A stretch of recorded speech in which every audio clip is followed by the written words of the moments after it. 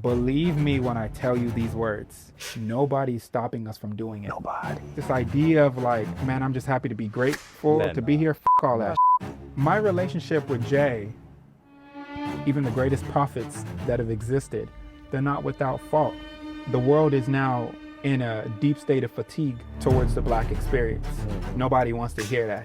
And their problem is racism. It's not our problem. What the f is DEI? Right. I don't even know what that means. When I see a Kanye West with like a Nick Fuente, they like the little slap around comment. Then they get a microphone, all of a sudden they tough and they want to talk about everything that's wrong with black culture. The machine that amplifies you turned its back on me because I didn't fit the agenda. Power only respects power. I don't want to talk to someone that's not free. Then I also have to work with Nipsey, and then I have to work with Kanye, and then I have to work with Beyonce. I have to become a cultural voice to get access to the same amount of resources kids that are unnamed, unknown, get to, raise.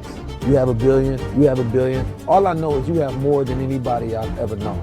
Dealing with VC and dealing with this and going and meet with a Peter Thiel, but then also having to come back, meet with Dirk.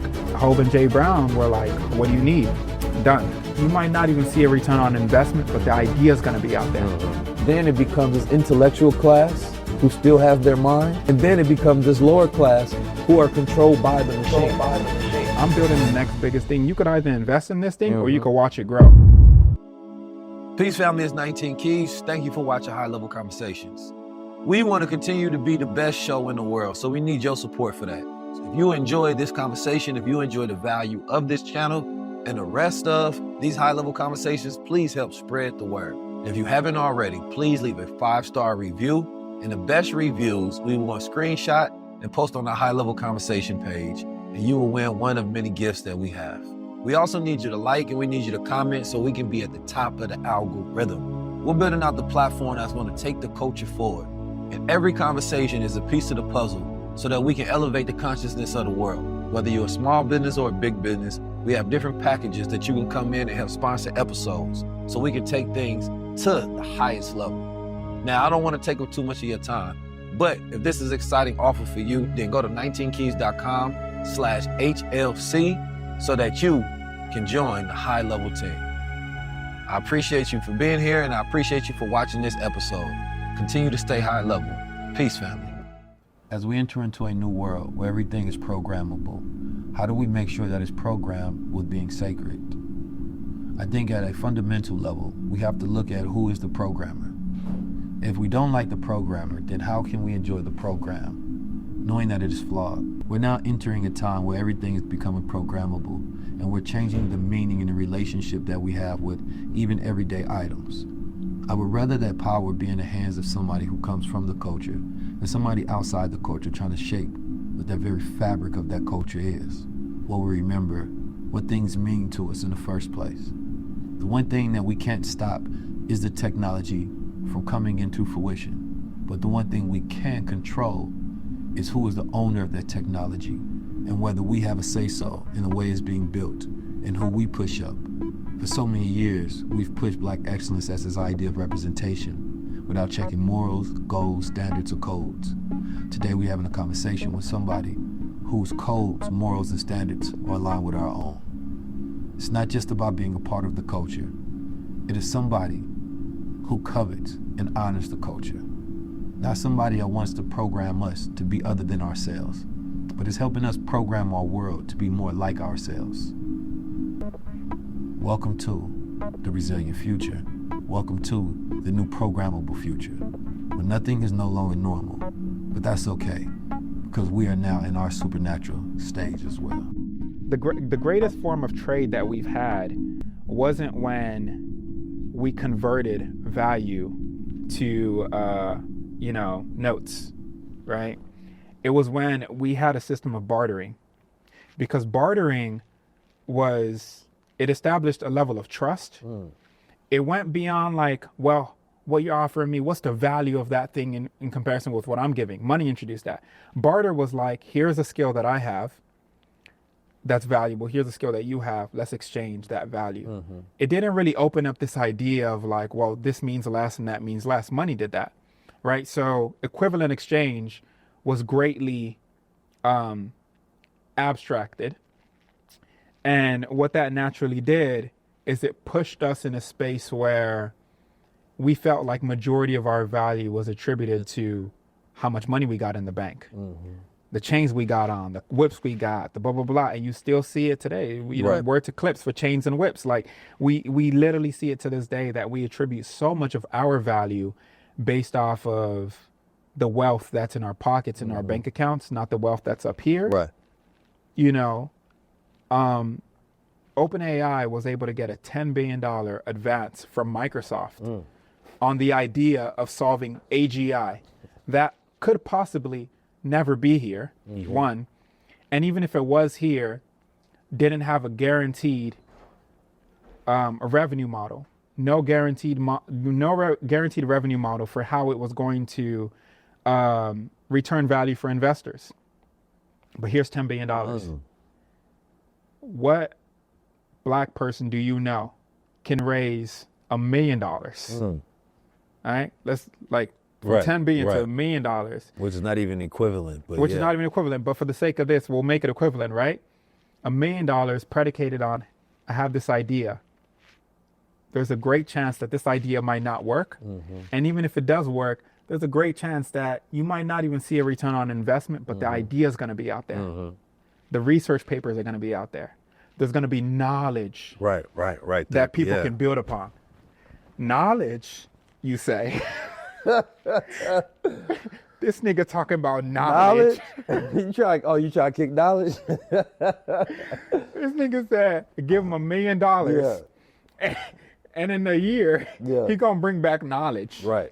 That other people can build on top of. We've never really understood the value of those things. And as a byproduct, we've not known how to deploy capital towards that. Majority of the greatest ideas that are scaled in Silicon Valley, the greatest ideas that have scaled globally have been built off of pre-existing IP, intellectual property. But for us, IP, for the most part, and this is a universally understood concept at this point, our IP is mostly attributed to either athletics or entertainment.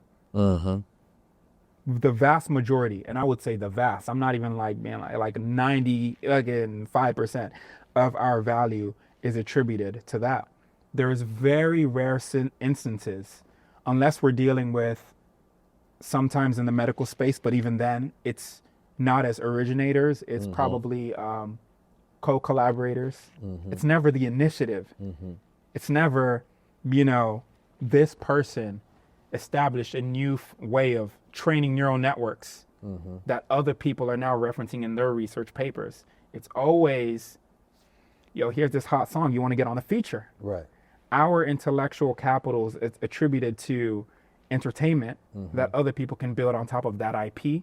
But that space is so narrow for us, and it's so controlled that we don't really get to maximize off of the merit in the way other spaces do. No, that's real, and it, unfortunately, that's what exists in this time, because what we're doing is taking our spiritual energy and putting it into somebody else's infrastructure and trying to get justice and equality out of it. Through that infrastructure. Which will never exist, because it's their infrastructure, right? And this is why early on, of course, I love the idea of blockchain, because it represented a new infrastructure where our IP could exist. We as a people are good at creating mental models, right, in a form of literacy that people can follow. That's what our great intellectuals did, right? When W. Du Bois framed double consciousness, he gave us a mental model, right? The Harlem Renaissance sparked off because he wrote the book, The New Mind, or The New Man, and people was able to follow that, right, as a schema, as an archetype to say, okay, this is the type of man that we're going to be, or woman we're going to be going into the future, right? And so we've left behind mental models, as I would say our technology, right? But to your point, also it goes towards patents, because historically we've been robbed, right, of our IP, or we had to let somebody else walk in the door because we knew that because our skin color wouldn't be accepted. But to your other point, when you talk about when somebody can go get $10 billion for an idea, right? But you have to become this outlier of success. So they can always point to be like, oh, well, we gave him the money because he's an outlier and done these things. That's not a normal. The goal is to make it a normal. because money gives you an education. So what they're doing is they're training founders through failure. I'll give you enough money to fail, but now that you have this experience, I'll give you some real money now so that you can go succeed. And so it's like if I would have started off High Level Conversations and been like, listen, can I get $1 million to start this platform? It's going to be one of the biggest in the world, right? And I need this startup capital to do it. Who would have listened, right? And so we are forced to go do this innovative, gritty path of figuring out all of these creative ways to get things done. And still we have a culture of, I'm watching you. How long do you watch before you participate, right? And so what we're not doing when we get money is seeking the potential, not just seeing it. Because to see something is most likely is obvious. They're executing on that. But to seek it and to incubate it, you understand me? And making sure that we have money set aside for brain trust, because I would say the intentionality of periods before us is that there was money connected to leadership. There was money connected to thought leadership. There was money behind media. So there was never, just Martin Luther King doing it or the Black Panthers doing it. Like, no, there was intentional money given directly to them from a benefactor, right? Some wealthy individual, or directly from the people themselves, understanding that without the capital, we can't grow this thing that we believe in. And so what they destroyed is our shared belief in each other. So now we don't trust each other to give each other any money. But we trust other people that we say oppress us, and then we'll give them the money. 100%. I've even seen it in terms of like, you know, like I feel like, you know, just culturally, right? People, that's our cultural, you know, person in tech and everything. And I get that, and I really understand that. And understanding both of those scales, right? Because similar to the spook, I sit at both sides, right? I'm at the culture, and I'm also at, you know, the other space, right? Yeah. And I think when I look at, for example, you know, funds, whether it's a VC fund, whether it's a, you know, family house fund, whether it is advocating for championing founders of color to get access to capital. Something you would even see is that even though those funds have way less capital, their due diligence process for, I mean, the levels of depth that a founder that has an idea will have to go through just to get money from a fund that should actually be supporting them more is actually way more insane than other spaces. And I've seen it happen to other people that have had bright ideas and they didn't have access to the relationships that I, for example, had and stuff. But I would actually see it that like why should we invest in you? They would actually use standards that completely remove this idea of, or this reality that it's way harder for founders. And by founders, I use founders not to be like people in tech. Everyone's a founder. This country was started by founding fathers, right? So founder is anybody that has a bright idea that wants to scale that idea and is going to dedicate their time to scaling that idea. But they would have to like literally do everything under the sun just to be given that opportunity and made to feel like they, you know, whoever was funding them was doing them the favor, not the other way around. And that's what I'm saying. That mentality is out. When you bring people into your business and they come in as investors, yeah, they're putting up the capital. You're doing the work. You're doing the scaling. You're doing you're failing. You're the one like the idea that people, man, I got like people involved in this thing. And it's like, at the end of the day, you are the seed that is going to grow this thing. And you need to walk like that because that's how they walk like that. Right. And we've seen it. Adam Newman just started a new company and he's walking like that.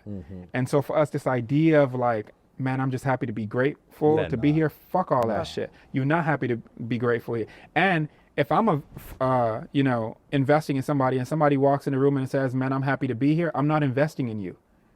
Because you, if you really believed in what you were doing, and you knew the impact of that, you're walking in that room going, I'm building the next biggest thing. You could either invest in this thing or you could watch it grow. Yeah. There's a level of confidence that you have when you really believe that what you're doing or what you're focusing on or the network you're launching is really going to shift things. And this idea of, I'm not investing in a person that is like, man, I'm just happy to be here. Because like, you're not even like, you don't even believe in this thing as much as whatever it is. And that's kind of the disparity. And of course, a huge part of that comes from experience and a lot of things. But I'm telling you, in this world, in this age, that's just the mentality that's needed. Like, we happy to be here, bro. That shit is up. That whole like, man, we just happy somebody took a chance on us and da-da-da-da-da, whatever. It's like, man, fuck all that. It's like, we're happy that people get to be a part of this future we're building. We're happy that we get to prove the world wrong and say that people of color, black people, can design things for everybody, right? That's what we're happy that the world gets to witness. I'm happy that you get to witness that in your lifetime. Yeah. No, you should 100%. thank yourself. You should thank God that you get to witness that in your lifetime. That we get to now scale and build generational wealth in one generation that you get to not only tell your kids about, but you got to live. That's how we need to speak about our ideas.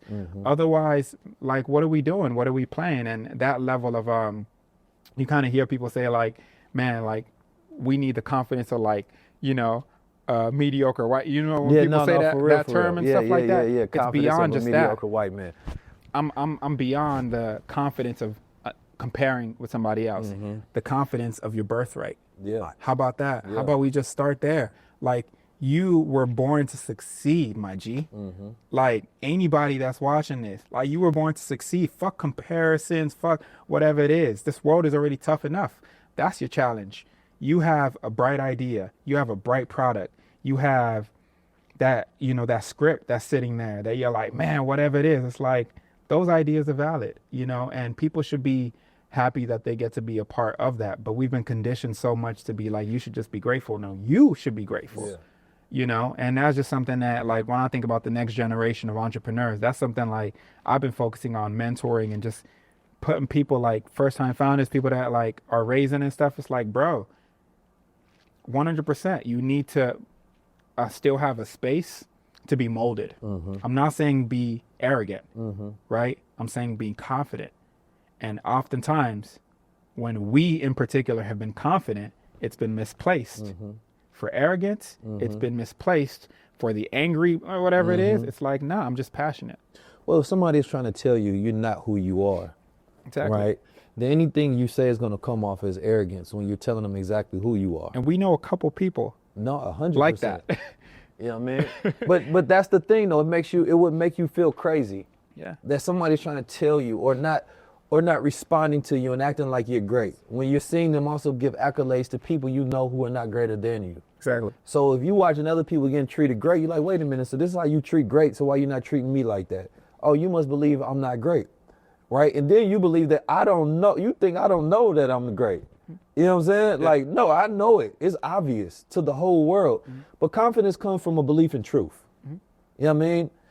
Arrogance you can know your truth, but then you can also, have a mix of grand ego into it, right? But the confidence, especially as black men in America, I'll just say it myself, they've always tried to kill us in the sense that they created this concept of the uppity Negro. Yeah. So if you come in there, oh, you're educated. You know what I mean? Oh, you got a nice car, some clothes. Oh, you think you like us. Like, I don't think I'm like y'all. I know I'm me. Actually, if we're being honest, I'm better than y'all. I'm just letting y'all live. You know what I'm saying? Because first of all, if you got a young black man growing up in the South, 1940s, things of that nature, and he becomes successful, he's a banker or whatever he may be, he's better than you. Because he went through adversity, he went through resilience. He had to figure it out in a way that you never could have in your entire life. So no, he's not equal. And yes, he's walking with that air because he's forced to, because he don't have a world that normalizes his greatness. So yes, it must look like an outlier, but he also must set example for every other man, because that's how you're supposed to move. But they want us to have our head down and our tails tucked and being grateful for any opportunity that they give us. 100%. And that's not the reality that we're moving forward on no scale, because it won't work. No matter how much humility you try to show the devil, he's going to show you his nature in return. Exactly. And I think that's a thing for us, right? Going into new spaces, venturing into new spaces, this idea of like the humble servant, right? And I mean, we all read the Laws of Power. That's like a starter at this point. Yeah. Right? And there's a huge part of it in terms of you have to like also look at universal books, universal mental models. You have to go, well, who wrote those things? Right. And were they designed for us? Right. Or were they designed for everybody else? Well, see, look, we understand that when we start talking about tech, we start talking about, well, we have to be careful because of who programmed it. Well, it's the same thing with books. Same thing with books. The same thing with all the knowledge that you have. You know, it's like I was having a conversation with a cousin of mine, and I've been just pushing, like I have, 5 sisters, and I push the younger ones to like be like me times 10. So they started programming when they were like 8. Yeah. Right. My sister could like whoop my ass when it comes to like Blender and 3D modeling and stuff like that. Right. Because it was like, it's about cutting the time in half all the time. And something that I say to all believers, right? People that, and by believers, I mean people that follow religious, or religion. We hear all these things, right? About prophets and how they spoke in tongues, right? What do we say about the tongue? Say the tongue is mighty powerful. Language is now the power of the tongue. The fact that you can now speak and AI makes, like when you're on ChatGPT, you are texting or you are speaking. You're using a language to program the answers that you'll get back, the desired result. It's now moved away. It's metabolized into this physical thing now. And very soon you're going to program your robot to go handle a task for you. If you took this back to like, biblical times and somebody had a robot and they could tell that robot what to go and do, people wouldn't understand those mental models. So they'll say, oh, this great king, he used to speak to, metal. And the metal would go fetch things for him. I'm like, all this stuff is coming back now. The advent of AI, one of my favorite sci-fi writers, Isaac Asimov, he created this beautiful series and book, it's like a series called Foundation. It's not like a movie and shit. I'll watch some of it, yeah. But the books, and Asimov created these like rules of robotics or rules of robots, right? And it has like three rules. One, like the robot's purpose is to serve humans, right? The second law is like the robot, I think the robot needs to always obey humans and never harm the humans. And I think the third one is like, the robot must serve humans in a way that, it must protect itself, provided that protection doesn't cause harm to, humans. And then there's like the 0th law and all these additional laws. But I say that to say like, we have to like remove this fear from these concepts that are not new. We're just creating new modalities and new ways of experiencing it. But these things are like, we have to stop fearing information. And even this idea of like, well, who's controlling it? Man, who gives a fuck? Like, who actually gives a fuck who invented AI? Can you use it to better or not? It's by that knowledge, you shouldn't be driving a car. By that knowledge, you should like by that knowledge and that way of thinking, there's a lot of different things that we shouldn't be benefiting from. English is not my mother tongue, right? It's the second language. Actually, it's the third language that was handed down to me. I speak 2 other languages that precede English, but when I'm building, when I'm communicating, when I'm using oratory forms of things that lead to action, I use English. Am I going to be like, well, that's not our mother tongue or whatever? It really doesn't necessarily matter because it's just a translation at this point, and it has a global effectiveness. And Andrej Karpathy, who, was formerly at Tesla and, was at like OpenAI and stuff, he talked about this very thing where he was like, English is now becoming the most dominant language in the world, both physically and digitally. Like we're seeing it happen. And if we're not like getting on that space to be like, we're the best, poets, For sure. And we're the best actors and we're the best screenwriters. But now it's like we great at writing screens, but now we need to like also write code. And we also need to use language to build things other than just scripts that exist digitally. Yeah. You know what I mean? Program the action and not just the idea. Program the action and not just the idea. Listen, we bringing a Save Yourself Renaissance to your city. This is our generation's time to show that we in control of our future. I am the hope and the dream. There's no reason that people of different backgrounds facing denominations can't come together to talk about the single thing that they have in common, which is our future. It is a cultural experience of the rebirth. We're in the 30-year anniversary of the Million Man March, and we're in the 100-year anniversary of the rebuilding of Black Wall Street. That's when we take some time outside the world and we come together. And then that's when we plan. Everything just about cycles and patterns, and when you understand the knowledge of time, we are now in a cosmic cycle where it is prime for us to rebuild, but it's now or never. This is time for the Renaissance, but it's going to take leaders, it's going to take creators, it's going to take the artists. As we all come together, it is no more saviors, but us and our collective actions that we take. What happens to a dream deferred? I call upon you. The Renaissance is here. Y'all partying and shitting like we got more time. Ain't no more time to waste. It's now or it's never. And the law of saving yourself is waiting on nobody. It is saving yourself through your actions, through the way that you eat, the way that you speak, the way that you show up, the way that you collectively build.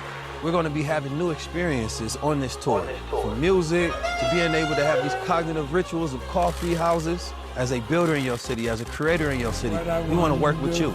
Just go to 19keys.com/tour and make sure you register to be a part of the Renaissance, and we bringing this experience to your city. Peace to the family. You gotta save yourself. Ladies and gentlemen, the star of our show. I think that something you said, so I'm thinking about this idea of how important is it, who programmed it versus who uses it, right? And there was a paper that just came out. It was a collection of different companies that were talking about how AI is getting to a point where they won't be able to understand, right? It's language. It's language. Because it won't just be using coding language or English language, it's coming up with its own language, right? And I think about that if the people that are creating the models don't even understand how the model, you know what I mean, is optimizing itself, then it's most likely not truly in their control. And because they're also in this AI supremacy race, they have to keep innovating beyond their level of understanding just so that they can keep up with competition, right? And nobody is agreeing to slow down. So they're going to keep going into frontiers that they don't understand, because think about how fast the rapid growth of AI has happened over the last 3 years, right? They were slowing it down because they were warning us at first that we can't control it. We don't understand what's going on. Then all of a sudden competition said, take off the guardrails. It doesn't matter if you understand it. You have to compete with India. Remove the with ethics, China. ethics divisions. Now they have the right rules so that America can compete without those ethics in place and without being able to even regulate.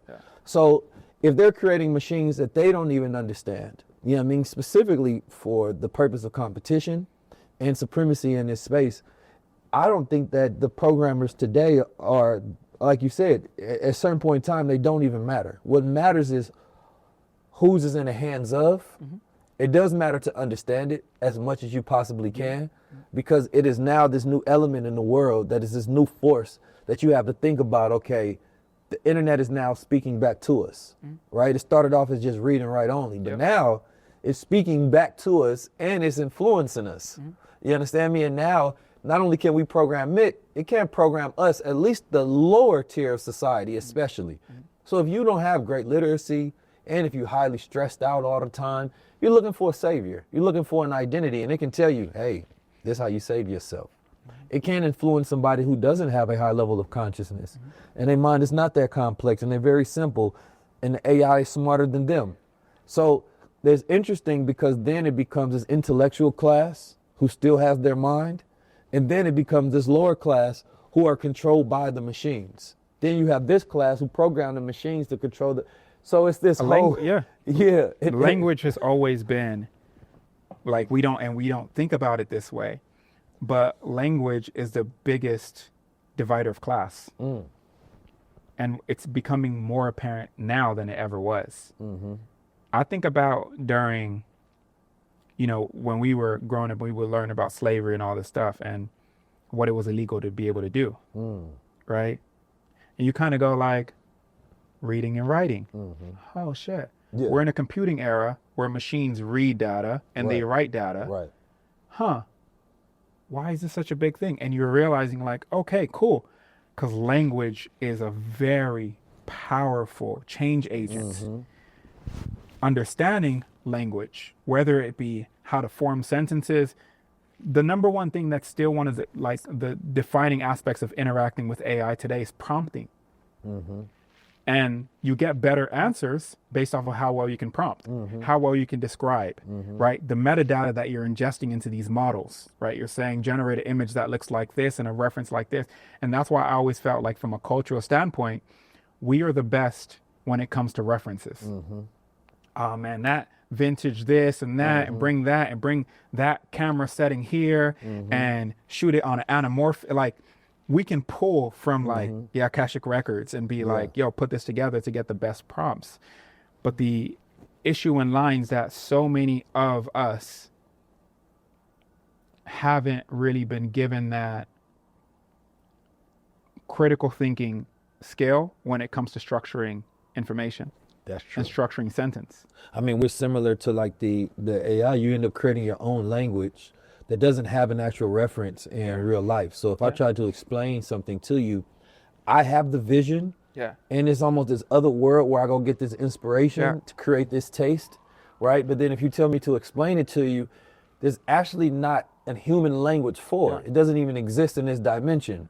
So now when I'm creating, I have to now figure out, okay, what is the reference, at least in this reality, for that, that I can utilize to get the same results or similar results? Yeah, it's abstractions. And there's two sides of it, which I think in the short term, I definitely think in the short term, AI assists us in communicating our ideas that are just a figment in our imagination into the reality of our experience, 100%. But in the long term, the challenge there is it becomes the new drug.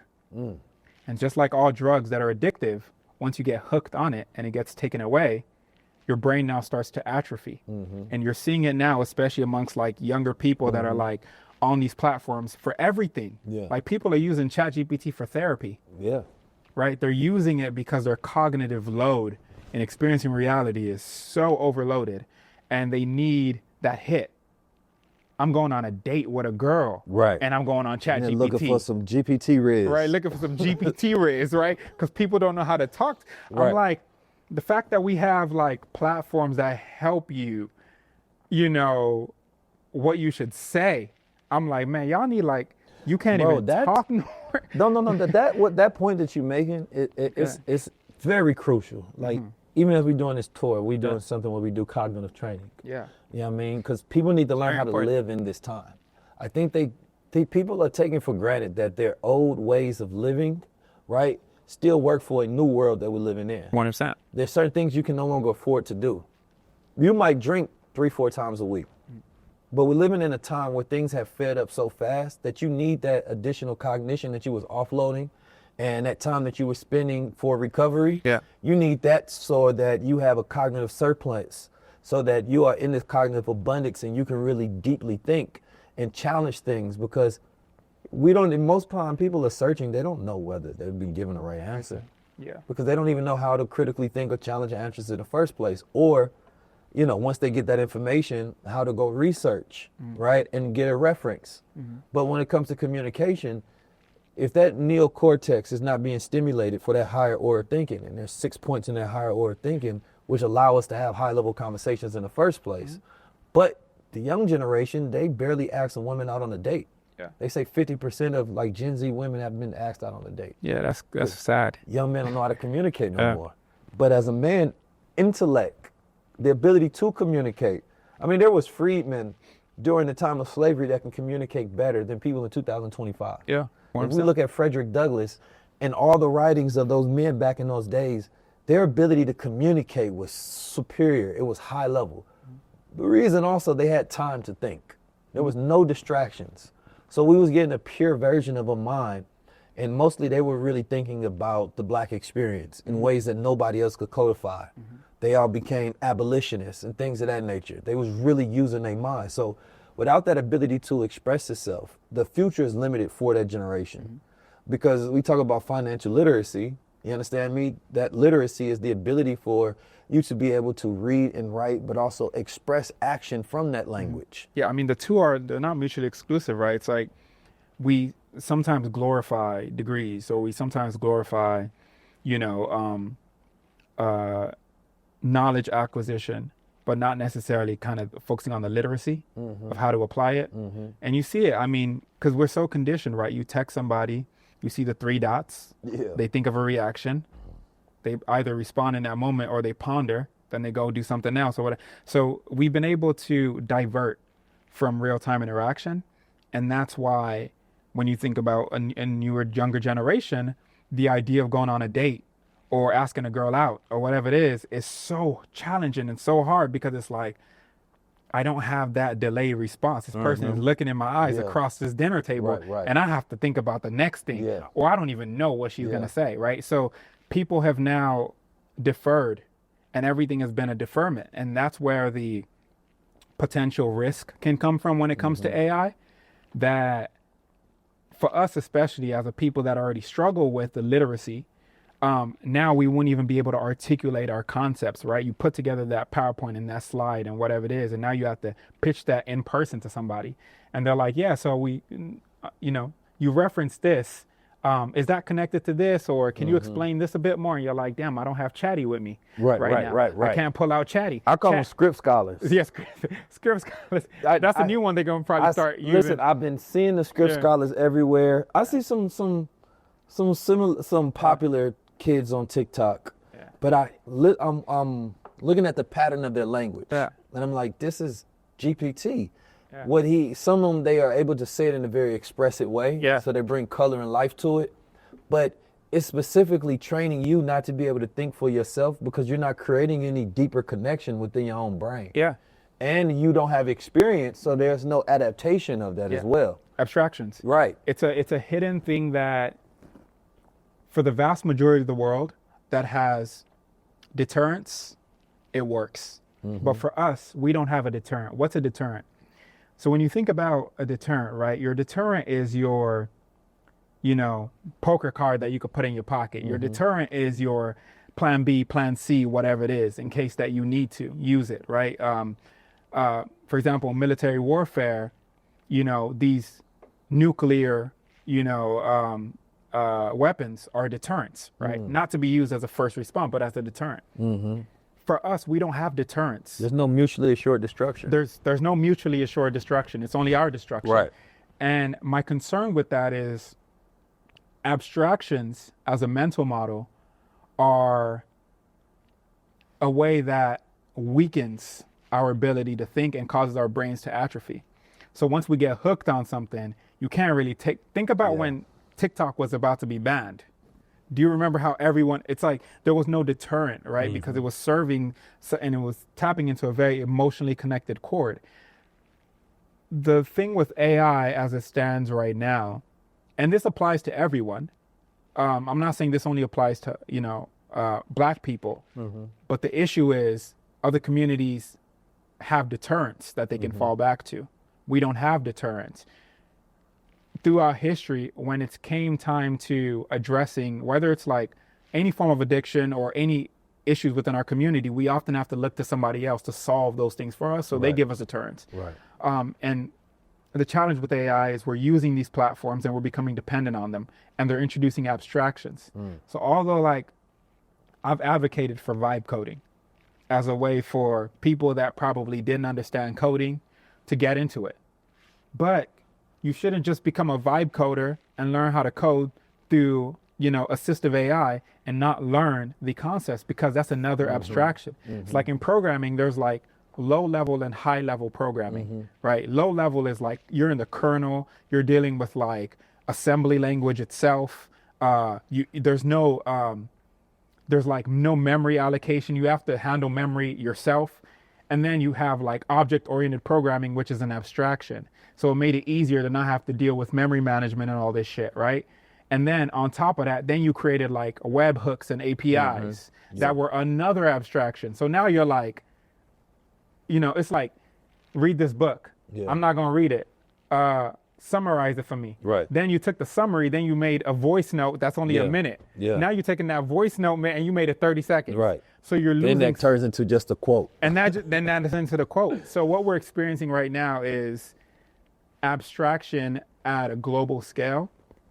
And this new generation is going to have to really work through what it means to think abstractly, but also still dedicate time to that critical thinking. Because if you become dependent on a system that you don't understand, you're now oppressed. Yeah.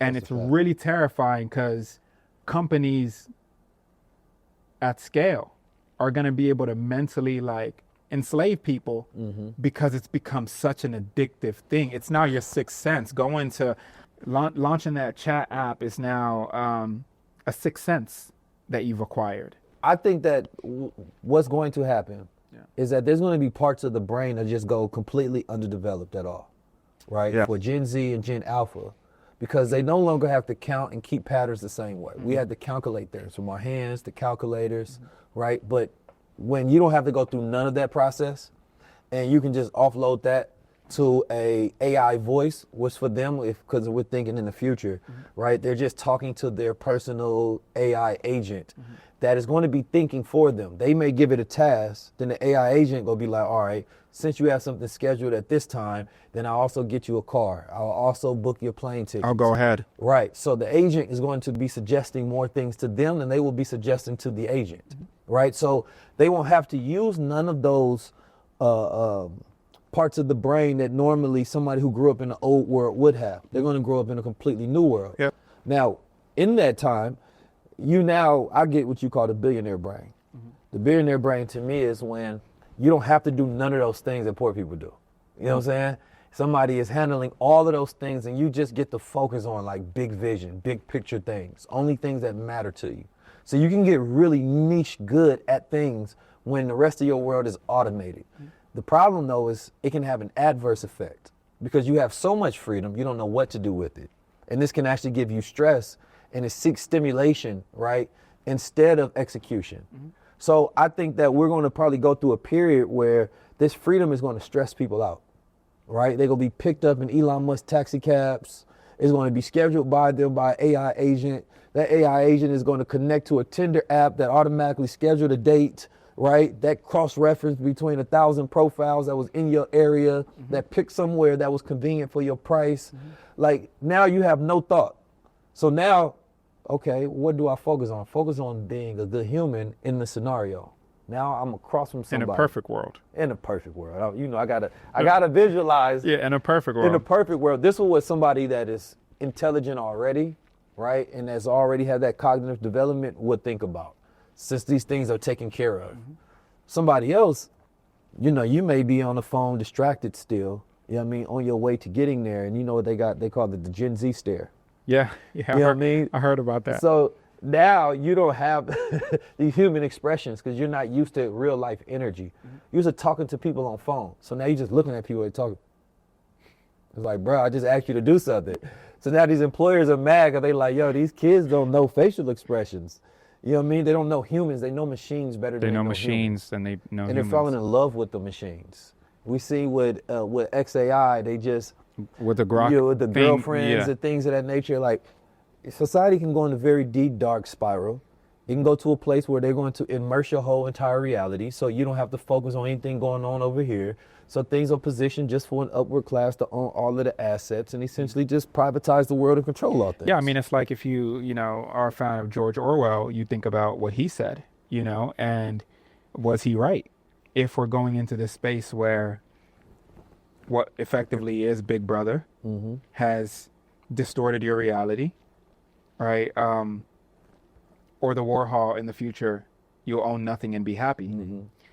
Will you truly be happy? And what defines that happiness? And so many, I saw this thing the other day where they were like, what this generation lacks the most, and I'm seeing it amongst like Gen Zers specifically, my generation, we don't have philosophers. Come on now. You know I talk about this all the time. We do not have philosophers. We do not have young people that are pursuing philosophy. We think about all these people. I mean, Carl Jung coming up with the process of individuation and all these things that you can pick up. We think about, Alan Watts that everyone likes to put on their IG or TikTok reels to make them seem, way more smarter. But like this generation isn't actively participating in discourse, philosophy, debating. Yeah. And as a result, we're in a period of stagnation. Yeah. Where we're not Deep like stagnation. a deep stagnation, bro. We're not thinking about why does any of this matter?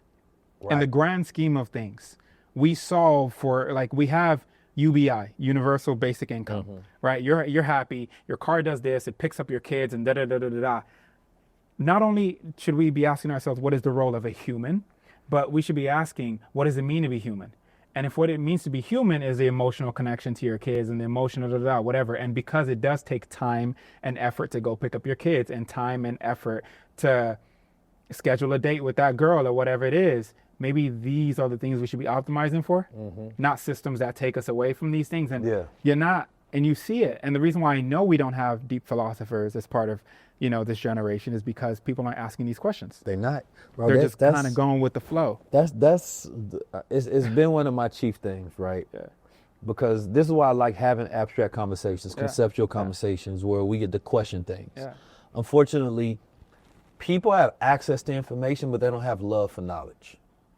That's what philosophy is. It's the love of knowledge, philosophy, right? And so when I think about that, it's like, we're not appreciating, number one, what we have in the time that we're living in. So part of my story with Supermind is I've been studying all the histories of when revolutions and renaissances occurred. And coffee is directly connected to that because you had that additional cognition, right? In Islam, it was the wine of Islam. They didn't drink, but they knew it was a danger to empire because they said people are going to be talking to each other and thinking more. Even the advent of mathematics. Yes. Anytime there's been a cognitive upgrade, there's always been a revolution. That's a fact.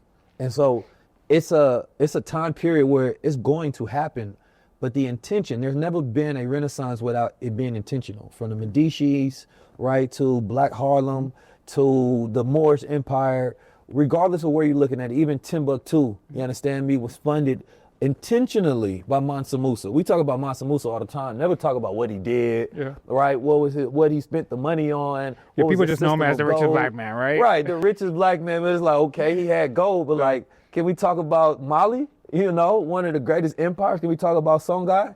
Right? We never talk about when we ruled. We've learned so much when they ruled, so we don't have a reference point for what our rulership even looks like.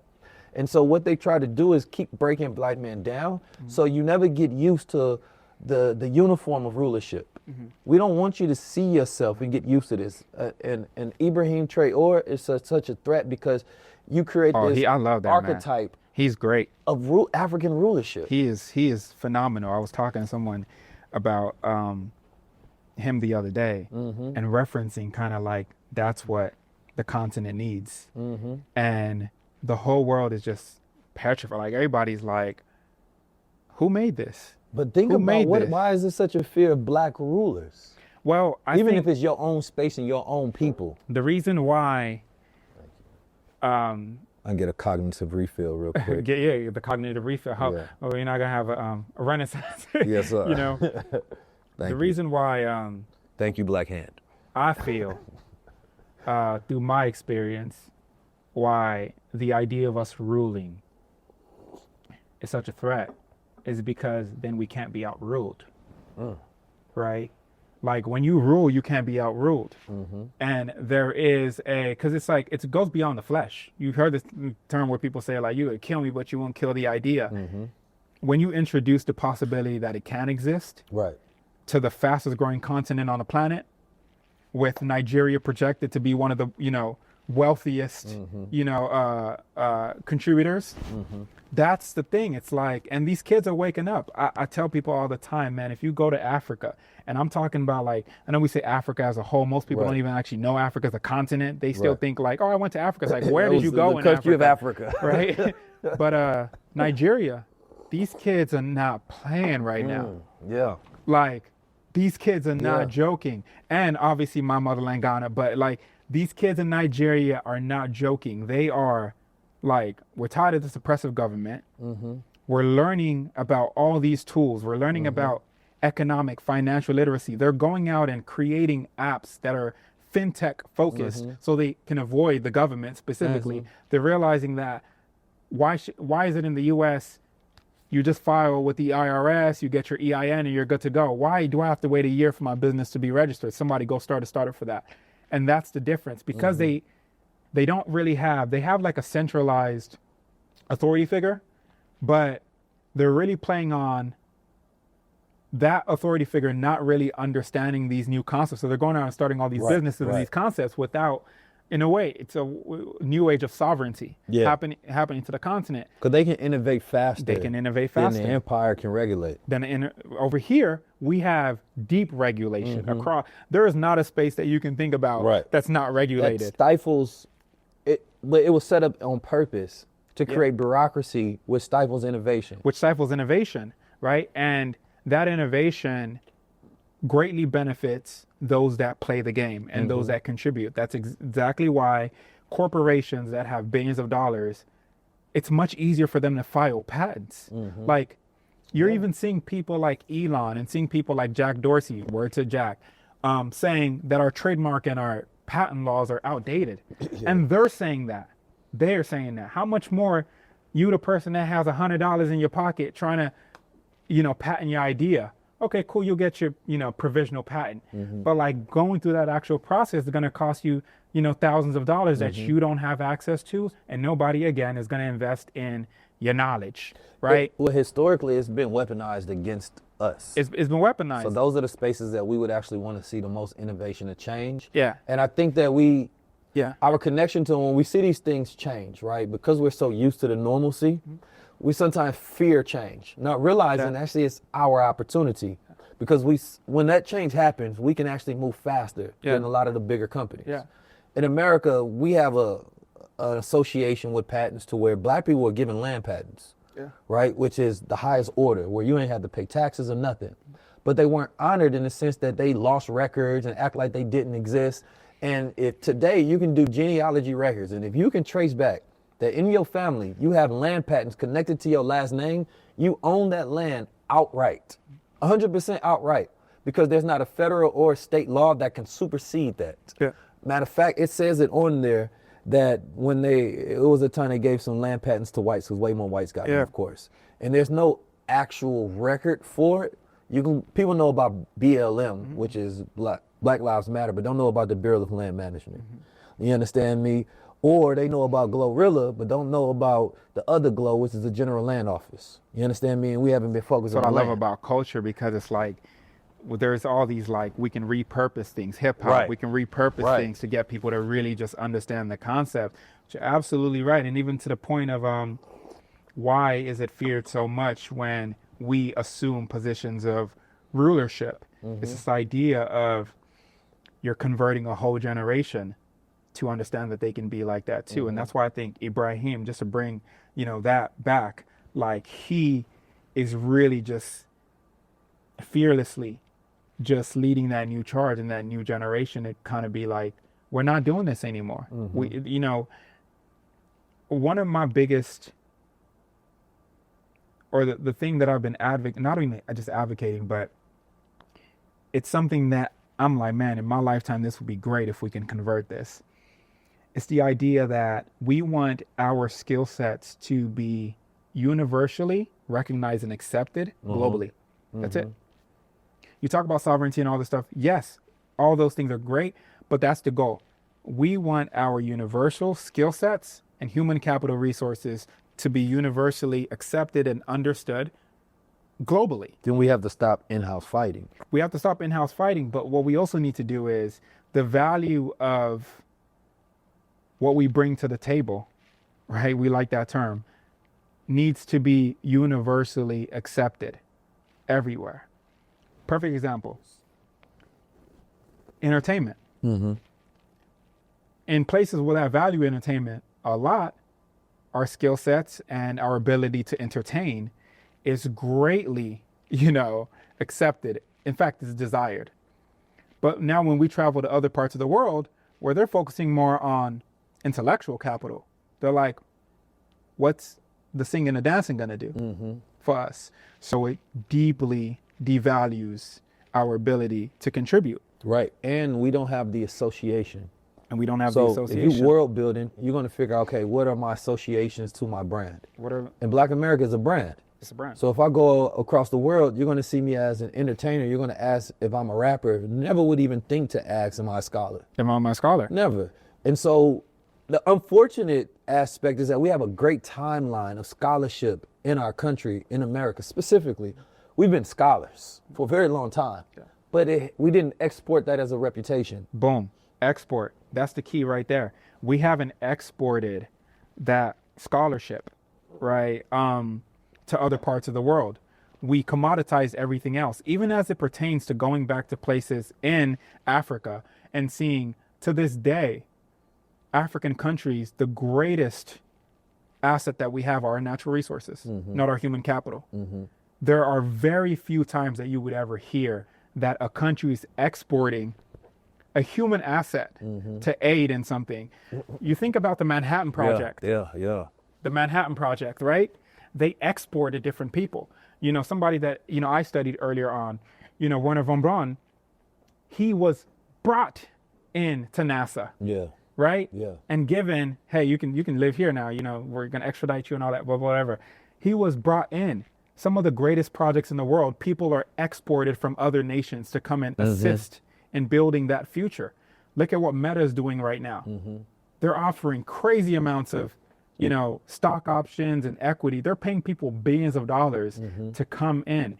And if you look at the representation of those people, they all look like what we would expect. Yeah, I mean, we the vibranium, and there's only we the vibranium, and there's only so much in the world. Wait, hold on. Let me see if you actually meant it in the way that actually just made me laugh. Did you mean like a vibranium in terms of we bring the vibes?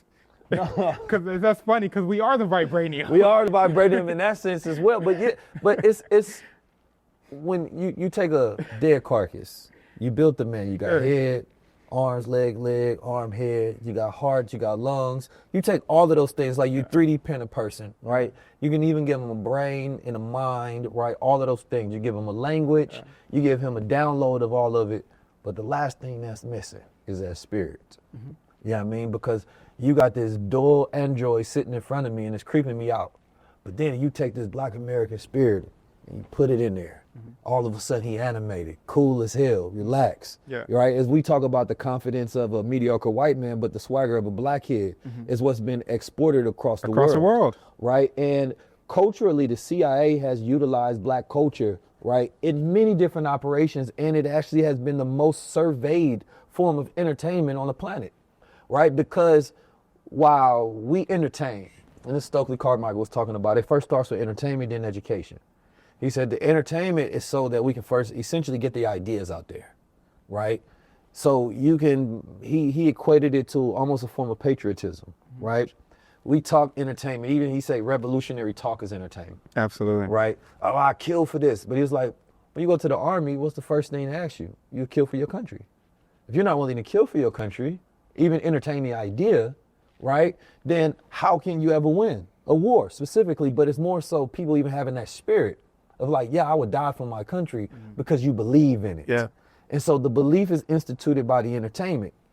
But when our entertainment is poisoned, then what beliefs are we selling?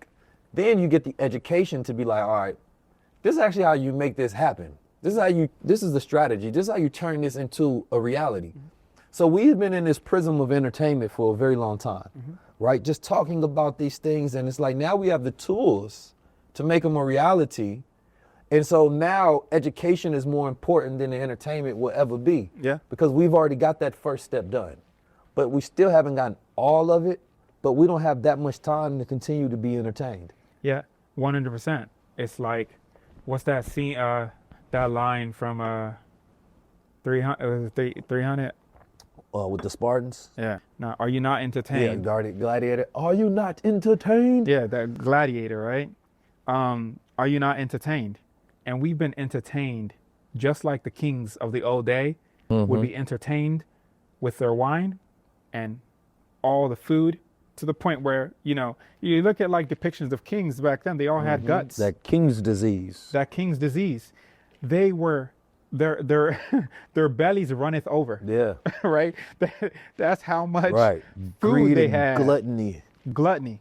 And entertainment today has become gluttonous in that same way. And with anything that becomes gluttonous, it eventually turns to a disease. And therein lies the issue today, right? Where it's like, that's why even the information stuff, it's like majority of a lot of the stuff that we said today is online. Like it's not like earlier on where like certain things were still hidden and there wasn't references. Everything you've referenced, everything I've referenced has a record online, the Book of Babel, that you can go through and read numerous topics on, you know. Go read on Glow, right? Go read all these things that we talked about. Go read on BLM. But the action around where do I go and where do I start, I feel like is the great reset that still needs to happen, that we haven't really gone through. And it's just so unfortunate because like we don't have the time and the luxury right now to be, okay, and this is why this hat is here. Get ready. This is why the hat is here. Yeah. Okay. We are so far behind as a people when it comes to building wealth and it comes to representation in terms of our delegates, that we have now canceled all of our delegates at our own demise. This is true. Which I completely understand that there's a lot of wrong shit, right? But in war, you never take your generals off the field. In war, you never take your generals off the field. And in war, every general has their issues. 100%. But here's my issue. If we're going to cancel our generals, then we need to keep that same energy for those other generals. And because those generals are not within our vicinity of proximity of cancellation, we never cancel those generals. Then we scapegoat whoever we have closest access to. And we have now effectively castrated culture. 100. Look, I seen Okay, Charlemagne the guy with a shirt on that said "Blame Rock Nation." Yeah. And it was this idea of, you know what I mean, if you was late to work, blame Rock Nation. You know what I'm saying? If it ain't Mercury retrograde, now blame Rock Nation. And it was catapulting and taking fun and aim at, you know, all of these things that people have been blaming Jay-Z for, right? And been popularizing that as if we don't have a myriad of things wrong with the world, but all of a sudden, Jay-Z is the biggest villain in the world, right? And Jay-Z has, you know, his faults as well. But the reality of it is that I talked about that in-house fighting, is that if we can't get over this, where we turn the hoods of America into sundown towns. And think about that. Sundown town was a space, if you black, you better not be around when the sun go down. But the hoods in America are just like that. I was in Virginia, and I went to the projects, and it was like, at the 6 o'clock, you don't want to be outside. As soon as we go into the hood, brother, it's an open carry state, so everybody got their pistols out looking at you crazy. For no other reason than you a black man and you may be a threat. If I was somebody that was a time traveler and I was in the early 1950s, right? When I was in that neighborhood, I would have been afraid to see a white man roll through or walk through a white neighborhood because I was black, not because I was doing wrong. Today, that's Black America. Today, we're afraid to enter spaces because we start creating competition amongst each other in this crab and barrel mentality, right? And so now they say, well, hold on, I got the same title as you. It's not enough for everybody. And it's like, it is. And anytime I see the elders, unfortunately, having these conversations, it's disrespectful to the youth because you're supposed to be creating connections and giving guidance so that there's more of us. Yeah. Right? And so I do want to ask you, though, with your relationship with Jay-Z, right? How has that been with him being an investor in your company? And I know he probably does a lot of things behind the scenes that people just don't know about. Yeah. But you've had an embrace from a lot of our elders in our culture, right, that most people haven't had the privy of relationship with. So you have a different bird's eye view. For sure. I mean, first and foremost, I think when I sometimes reflect to the universe and why I'm here, I felt like I was here to show that it was possible. All these things that we talked about in terms of, you know, knowledge and not putting that at the forefront. It's like, yeah, I rap. Yeah, I could act. Yeah, I could play ball. But those weren't the things that I chose to let in. I chose to let in this other thing. And all the things that I talked about in terms of, well, we never had resources there, blah, blah, every single step of the way, it's been culture and it's been people that have elevated me in those ways. You look at Nipsey. Nipsey was the first one that, like, I did a lot of stuff, but Nipsey was the one that was like, nah, this needs to be amplified. And he understood that, like, at the end of the day, if he wins, we all win. And his winning is not rooted in gluttony. He's like, how can I I'm like, the only reason why I want to, like, get to the door so I could bash that motherfucker down, like, bash that motherfucker down, and all y'all could come through. And we coming after heads. Like, whoever try, it could get it. And I feel like he was like, nah. We got to put him to the front. We got to make him a general. The same thing happened with Jay. And people, like, you know, whatever people gonna say online or whatever, he a puppet, blah, blah, blah. I'm like, I guarantee you, of all y'all niggas, I'm not the puppet. Like, I'm the nigga that actually could speak his mind, say whatever the fuck he wants, and has designed a framework to speak freely. So I'm giving y'all the real. My relationship with Jay, I feel like, one, Nipsey created this space for him to kind of be like, I saw how Nip, you know, treated you. Where Nip was never like, stand behind me or whatever. He was like, he would do interviews promoting his album and be like, yo, Idris Sandu, that kid, I met him here. I was like 18 at that time. And Nipsey was like, yo, big boy, go do an interview with him. Yo, Charlemagne, go do an interview with him, whatever. And Jay, in that same way, when I sat down with Hove and told him my, you know, my vision for the future and what we're doing and what we want to build, you know, he sat, listened to me the whole time, and then said, whatever you're doing, we're backing. Period. On everything that I love. Jay, and it's two J's that were really important, because I feel like sometimes people really focus on Hove, but they don't really think about, like, Jay Brown. Jay Brown was also really instrumental, right? And made that happen. So word to Hove and Jay Brown. But Jay understood it, and I could see it in his eyes that the reason why he saw it is because he was like, I'm looking at a younger version of myself, and I know the fucking shit we went through, right? Like, people don't, you know, you think about, like, me being from Compton, Nipsey, you know, Slauson, like Jay being from Marcy. It's this idea of, like, we have to, like, be like gangsters all the time, and we can't show, like, you know, when every record label told us no, and we have to go, and me and Dame have to do this ourselves, and we have to go sit down with all these, you know, record companies and effectively tell us that being black isn't global enough, and da-da-da, and then we have to go start Rockefeller ourselves, and da-da-da. He saw that same fire in me.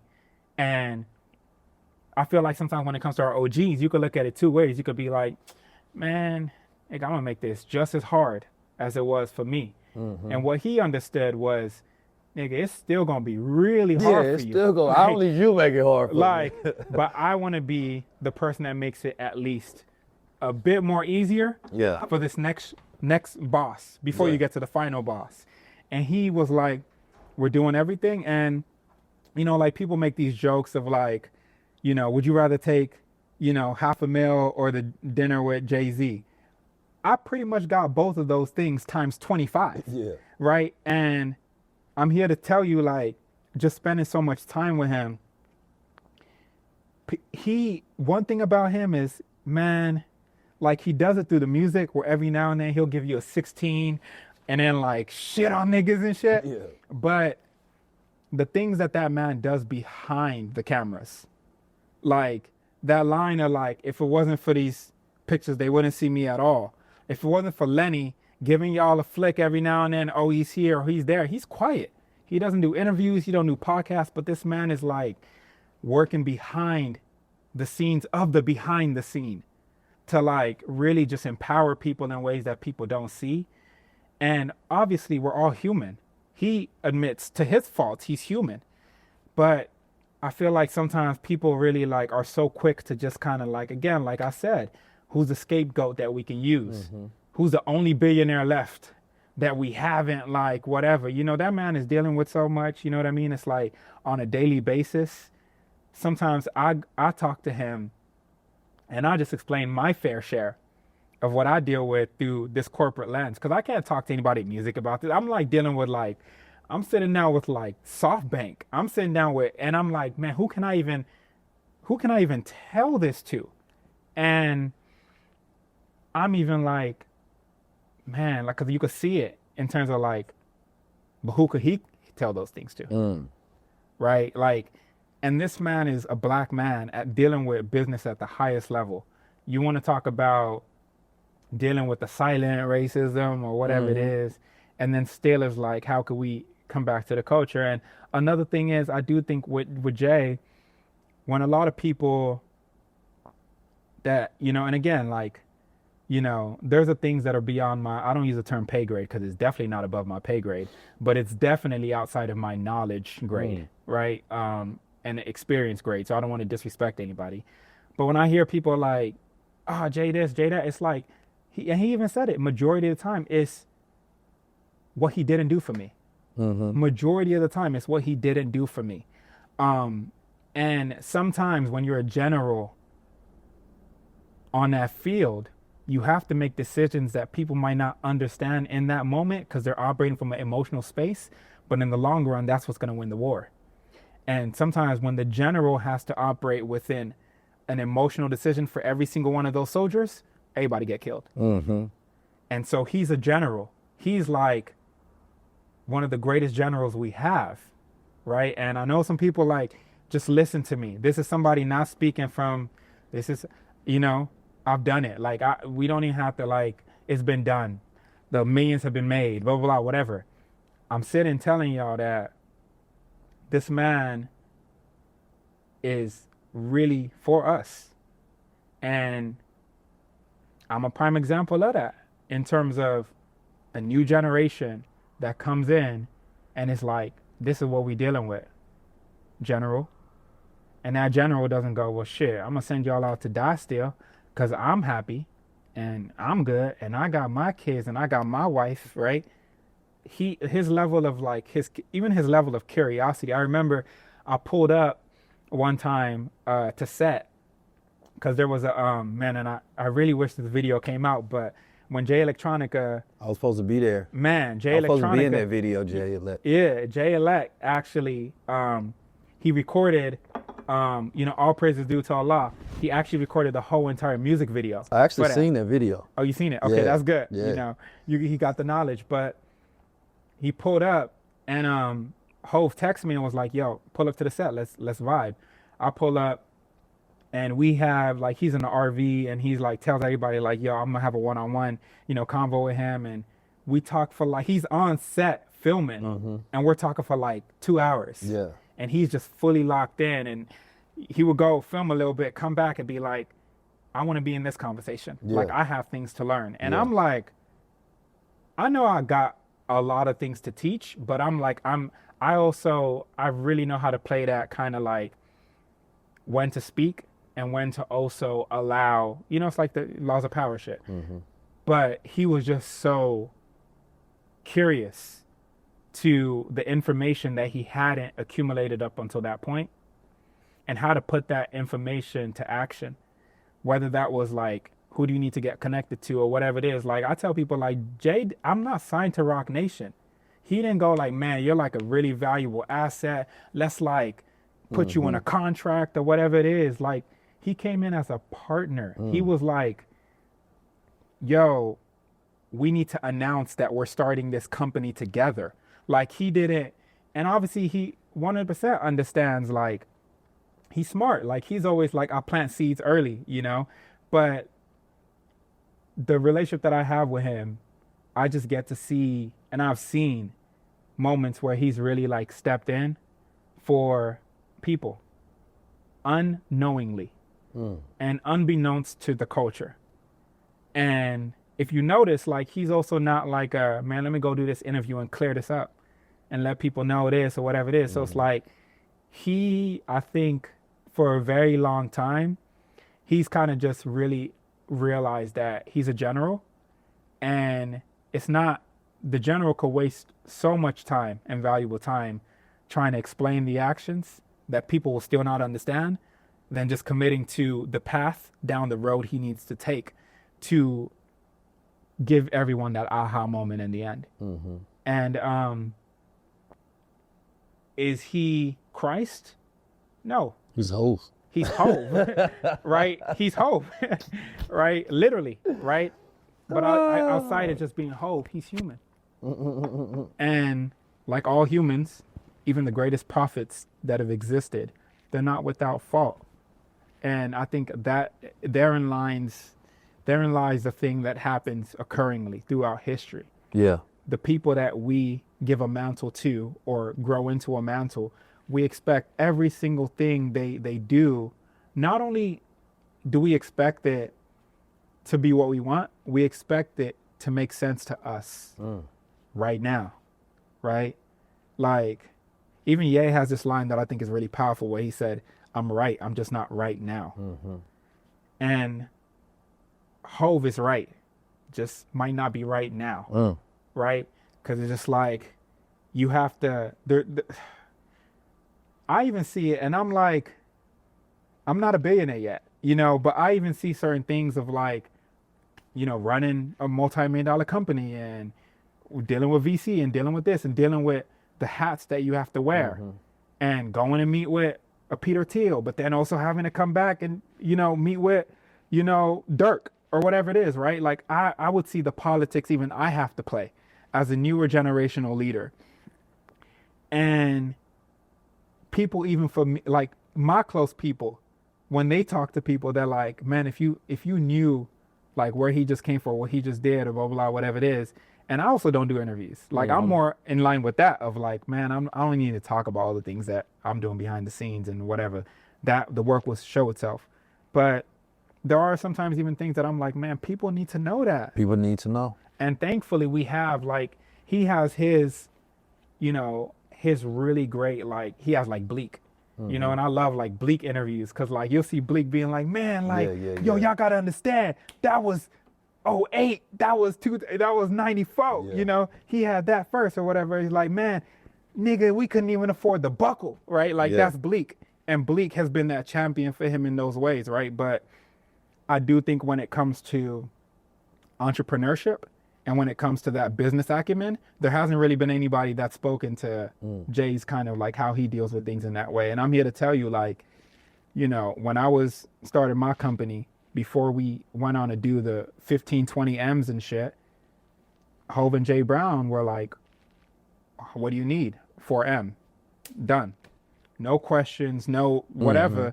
And that happened. So I feel it 100%. I know like everybody might have their own qualms and things with it. There are things that are beyond my knowledge circumference, right? So, you know. Well, I just think that that's important to hear though. Yeah. Because number one, we don't give grace. Yeah, we don't give grace. I always say that. Most of the time, we destroy our greats. Yeah. And we try to kill them in the middle of the process. Yeah. Because what happens is sometimes a person can be, you might see their life and disagree with things they're doing. Yeah. And not realizing that they could be making a sacrifice for you. Yeah. You know what I mean? They could be in a room that they really don't like these people, but I gotta be in this room so when the time comes, I can be used. I have to be in this room so when the time comes, I have the information that was in the room, right? And then I can share it when the time comes, because how valuable am I if I can't go as far as I possibly can, right? And then bring it back. Yeah. So I think there's an important note just within that idea. And I heard, it was a quote from Jay-Z, and he supposedly said it to Nipsey, and he said that you in places that I can no longer go to, yeah. and I'm in rooms you can't get to. Yeah. Right? And I believe that as a great saying in this idea as a framework, right, that we could all operate from at this level of intentionality, right? We will not all be in the same rooms. We will not all have the same access. What matters to most is understanding that you're still with us. I think that's what people really want to know, right? And sometimes you can never get that information until that person is tested at the highest level and they make the decision that says, told you I was a spook. Yeah, I told you he's the spook that sat, like he dropped that line in, you know, the J Electronica album. Like he literally, you know, has, even in 444, you hear specific things. Like he got heat for saying like, you want to how all the Right. making America, this how they did it. You know, I'm skipping because of that, you know. Yeah. But he dropped a lot of knowledge, you know. Even he laughs at the whole like dinner thing. He's like, if it was about getting information from me, go listen to my albums. I've consecutively dropped, and that's another thing too that I feel like sometimes our approach is hypocritical. He stays out the light. He's not like actively promoting things that hurt the culture. That's the funny part about it. There are people that we put in position that literally glorify how much they're hurting the culture. That's true. And putting it in lyrics and churning this shit out by the hour. Another song, saying these things. And 100% throughout his growth, do we get an evolution from Streets is Watching and shit to 444? 100%. But you've seen and he's documented that growth. I got a family now, I got this, blah, blah, whatever. And that's what it is sometimes. And the thing about General sometimes too is when at the end of the day, he's a celebrity and he exists in the public eye. So how do you navigate being right to everybody at all times? And how do you navigate the idea that, like, I don't know how to explain this. He has gone through a very like beautiful spiritual growth, right? And we see that happen through 444, where he even expressed like, you have a gangster like being vulnerable on an album that the gangsters low key was like, man, we ain't like that album, but you know damn well you bumped that album because you never had a gangster album like that. But he is really comfortable with people throwing those shots at him and not even, you know, flinching. But where I feel like just like all real men, where you blur that line is when you come from my family. You get what I'm saying? And if you look at even what happened, it wasn't about him. It was like, now this thing has now grown to the circumference of my family. Now my daughter's involved. Now my wife is involved. What would you do? And I think that's the thing sometimes, like people pretend like celebrities aren't human. When somebody's like putting out false narratives around you, or somebody attacks your mom or your wife or whatever it is, as we glorify all this like masculinity shit, what would you do? Right?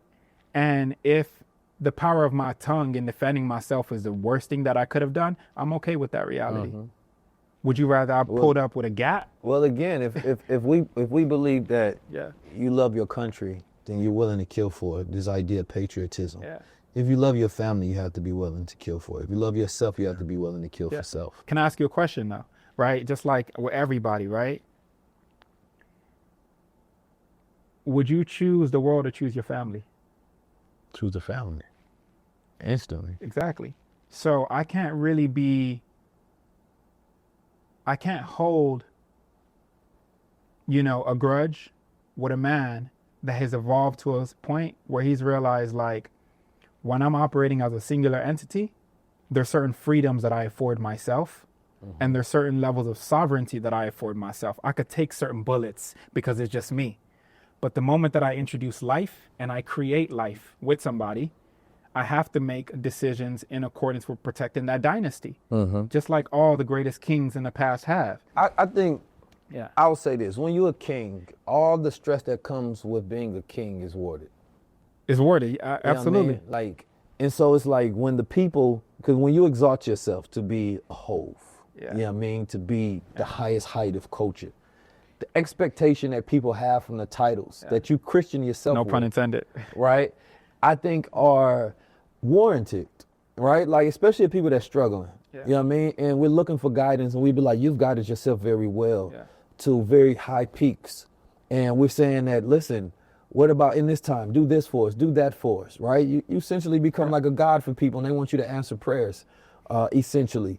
And not that you actually can, but it's supposed to come along with that. Absolutely. Right? We see the new techno oligarchs and techno feudalists they wave themselves to be essentially gods that can solve all of humanity's problems, right? And so without you having the ability to say that, we still look at the cultural elites, right, with that same ability. We saying, well, if you have a billion, you have a billion, you have a billion. All I know is you have more than anybody I've ever known. Absolutely. Right? And so what people are projecting consistently is what they think they would do. Yeah. Not what they would actually do, what they would think they would do. Because they don't know what, first of all, we don't know the wars that a person go through. 1%. Right? We only know the awards that they get. Yeah. All right? We only know the rewards that they receive. Yeah. Right? It's the same thing with anybody that's in position of power, influence, or any level of greatness. People are removed from process in this day and age. Yeah. Especially when we live in a world of convenience. We get everything instant, so we want everything instant, right? Me, I try to be a cultural architect in the sense that I take a step back. I think there's key times where you challenge ideas, then you step away and see, okay, did you appreciate that constructive criticism that might not exist in your circumference, right? A person can get offended, or a person will be like, thank you for that, because that was a blind spot. I didn't see that. And it really depends on the intention of the person, right, giving the criticism, right, or the constructive criticism, if you will. So I think that what most people, unfortunately, they are in the psychology of the scapegoating the elite, because number one, you're not focused on those who have real power. Jay-Z doesn't have power over your lifestyle. He doesn't have power over the cost of living, right, in your world. He doesn't have power over these algorithms and how they're influencing thought and behavior on a daily basis. But if you're close to me, you're the first person I get to blame. You understand me? So I understand that psychology, and most people don't understand that because you don't have time to be thinking about that. You need somebody to blame for your problems because you need to assign it somewhere where you feel like it's going to have a meaningful impact on the person that you're blaming. And think about, I mean, throughout history, right? And not to, like, honestly speaking, you know, he's human at the end of the day, right? But not to, like I said, not to Christify anything, right? Think about some of the most documented, influential people in the world.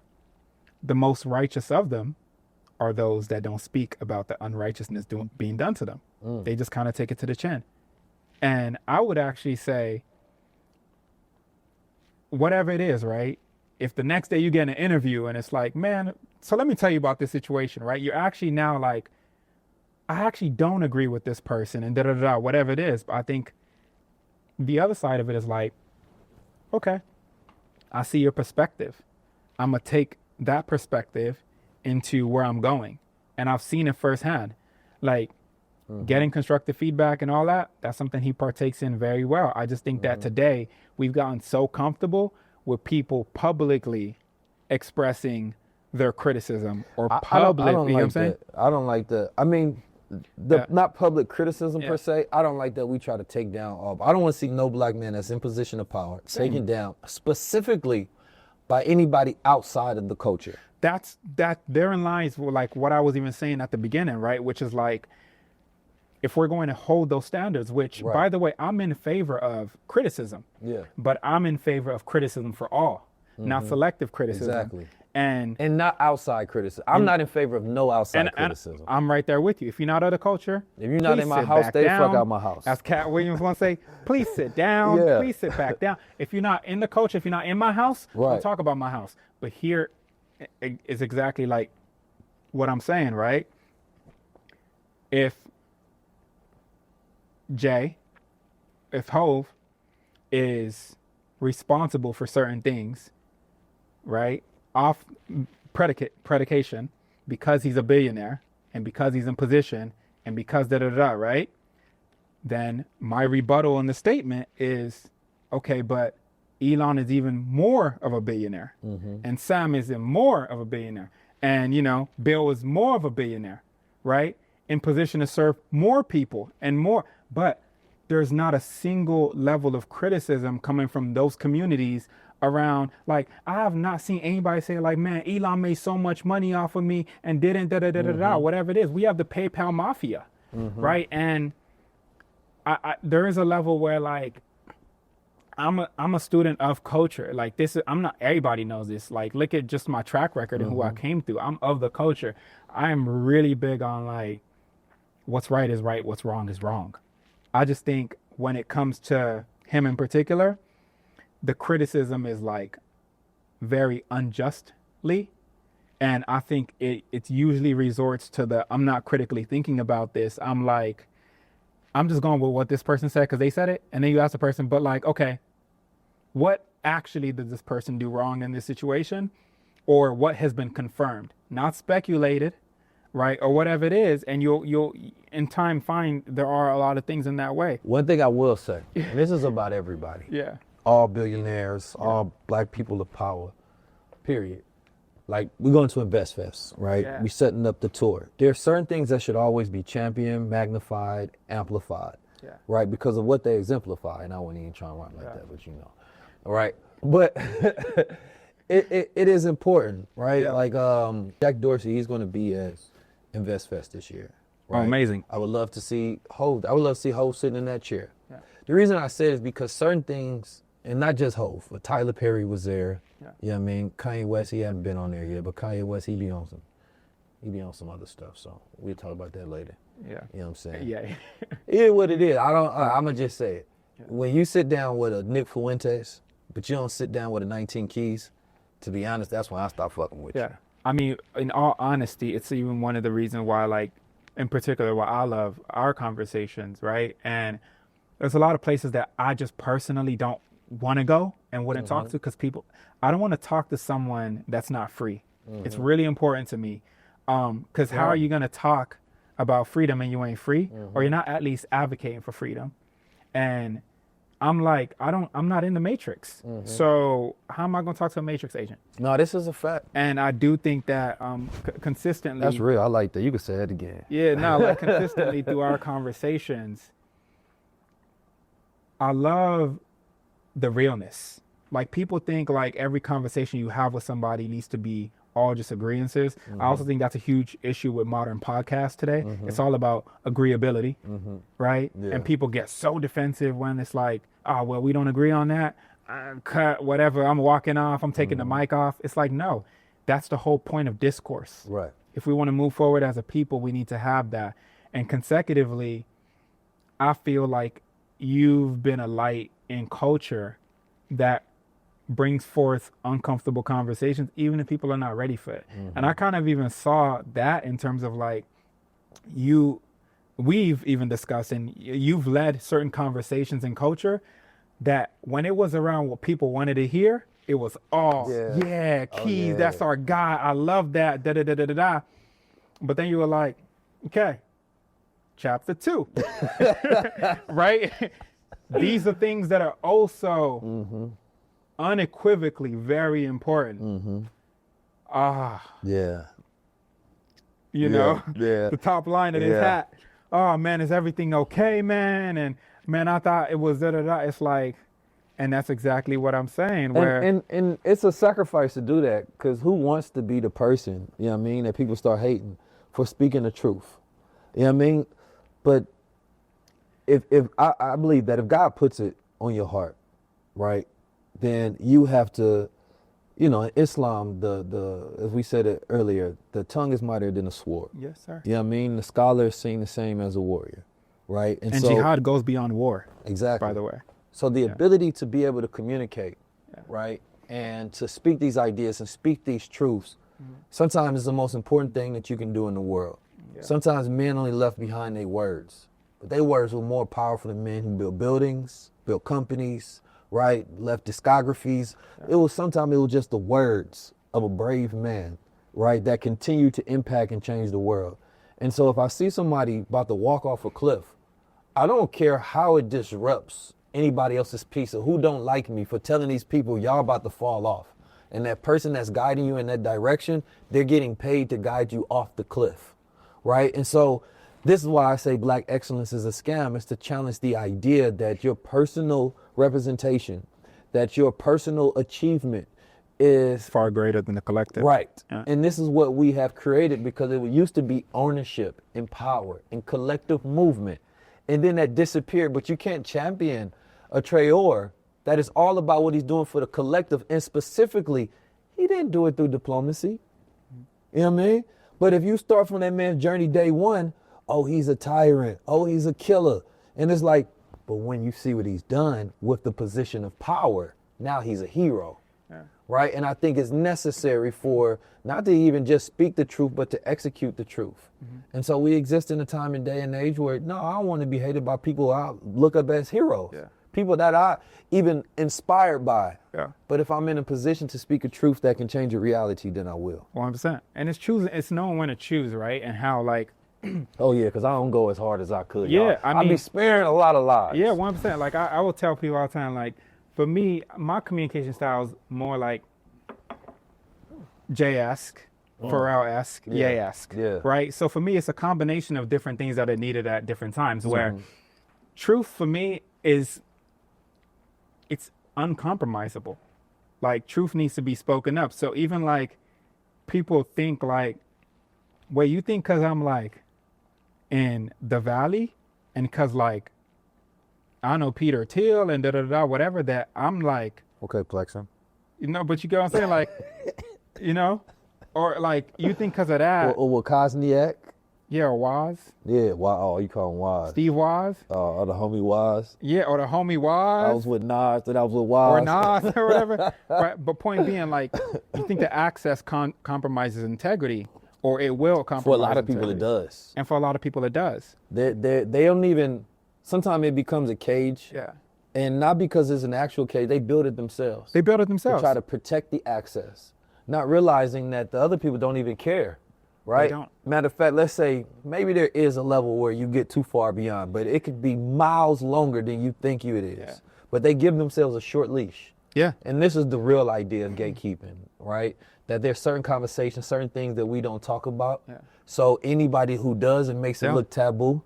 Right, and it makes it look like you on the fringe instead of this is a normalized discussion that should be happening. 1%. I mean, we've moved the real conversations to group chats. Like, everybody knows this. Yeah, like you would text your homies some shit like you would never say publicly, right? But that's how you feel. I'm the king of the group chats. Not that I'm in them, but people use my clips to have the conversation. 100%. I know I'm group chat king. Yeah, I take that. Shout out to the chat though. So shout out to chat, but.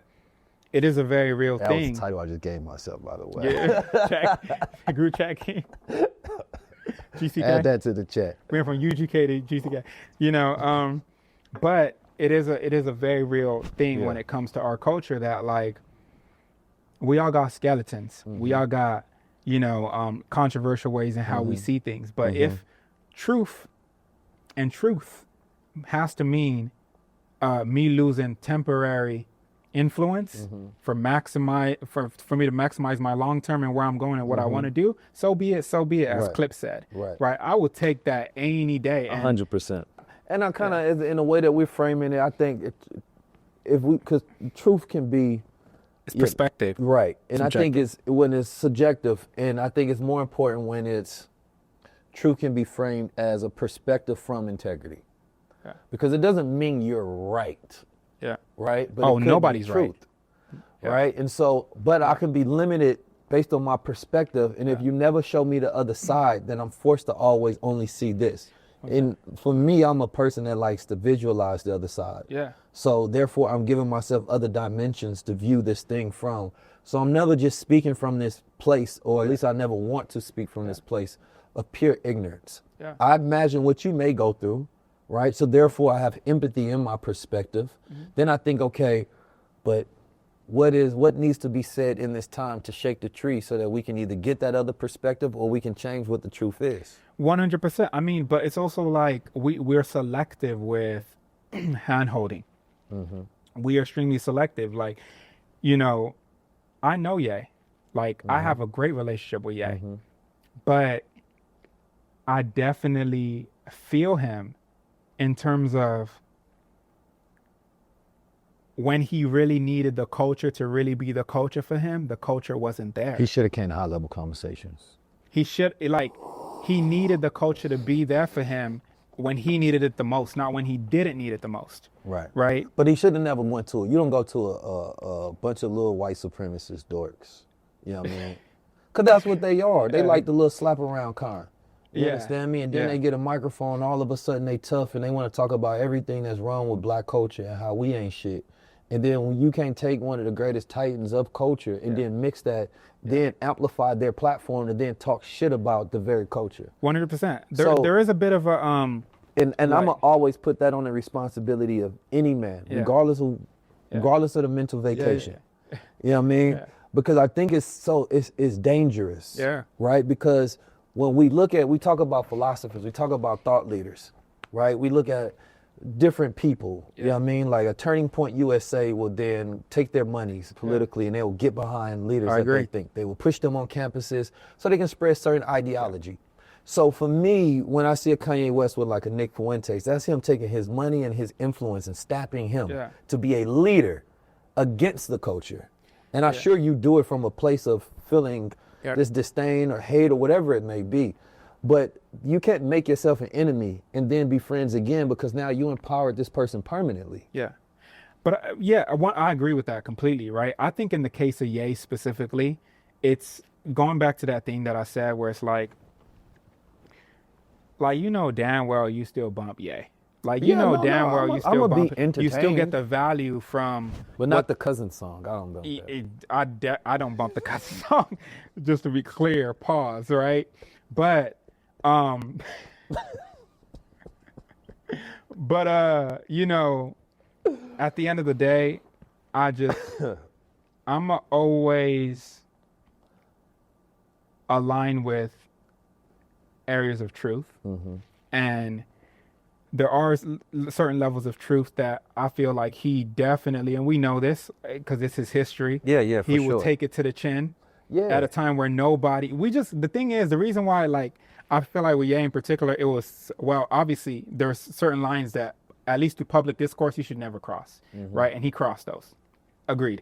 But I also do think that, and this is like the really funny thing, Ye made it okay to actually talk crazy publicly. Yeah. And then that became commoditized, that we forgot the value of it. And then it's quite ironic that the person that actually kind of invented this thing then got crucified for doing the thing that he made normal. Because he wanted to see how far it can go. He just kept. Yeah. I look at Ye as not crashing out, but crashing forward. Yeah, he was crashing forward. You know, it's like, is this mic still on? Right. Can I still do this thing? What can I do next to top the last and keep going and breaking more of this glass, this dome that's supposed to exist? But I do have to go back to that thing of like, as a culture, we selectively choose when we want to cancel somebody, when we don't want to cancel somebody. I don't believe in canceling. I don't believe in cancel. Well, I believe in checking. Yeah. You know what I mean? We don't check no more. As a man, you check other men like, bro, you tripping right now. We don't check people like that no more though. We don't. We check them on and I hated that through the subtweet. Right.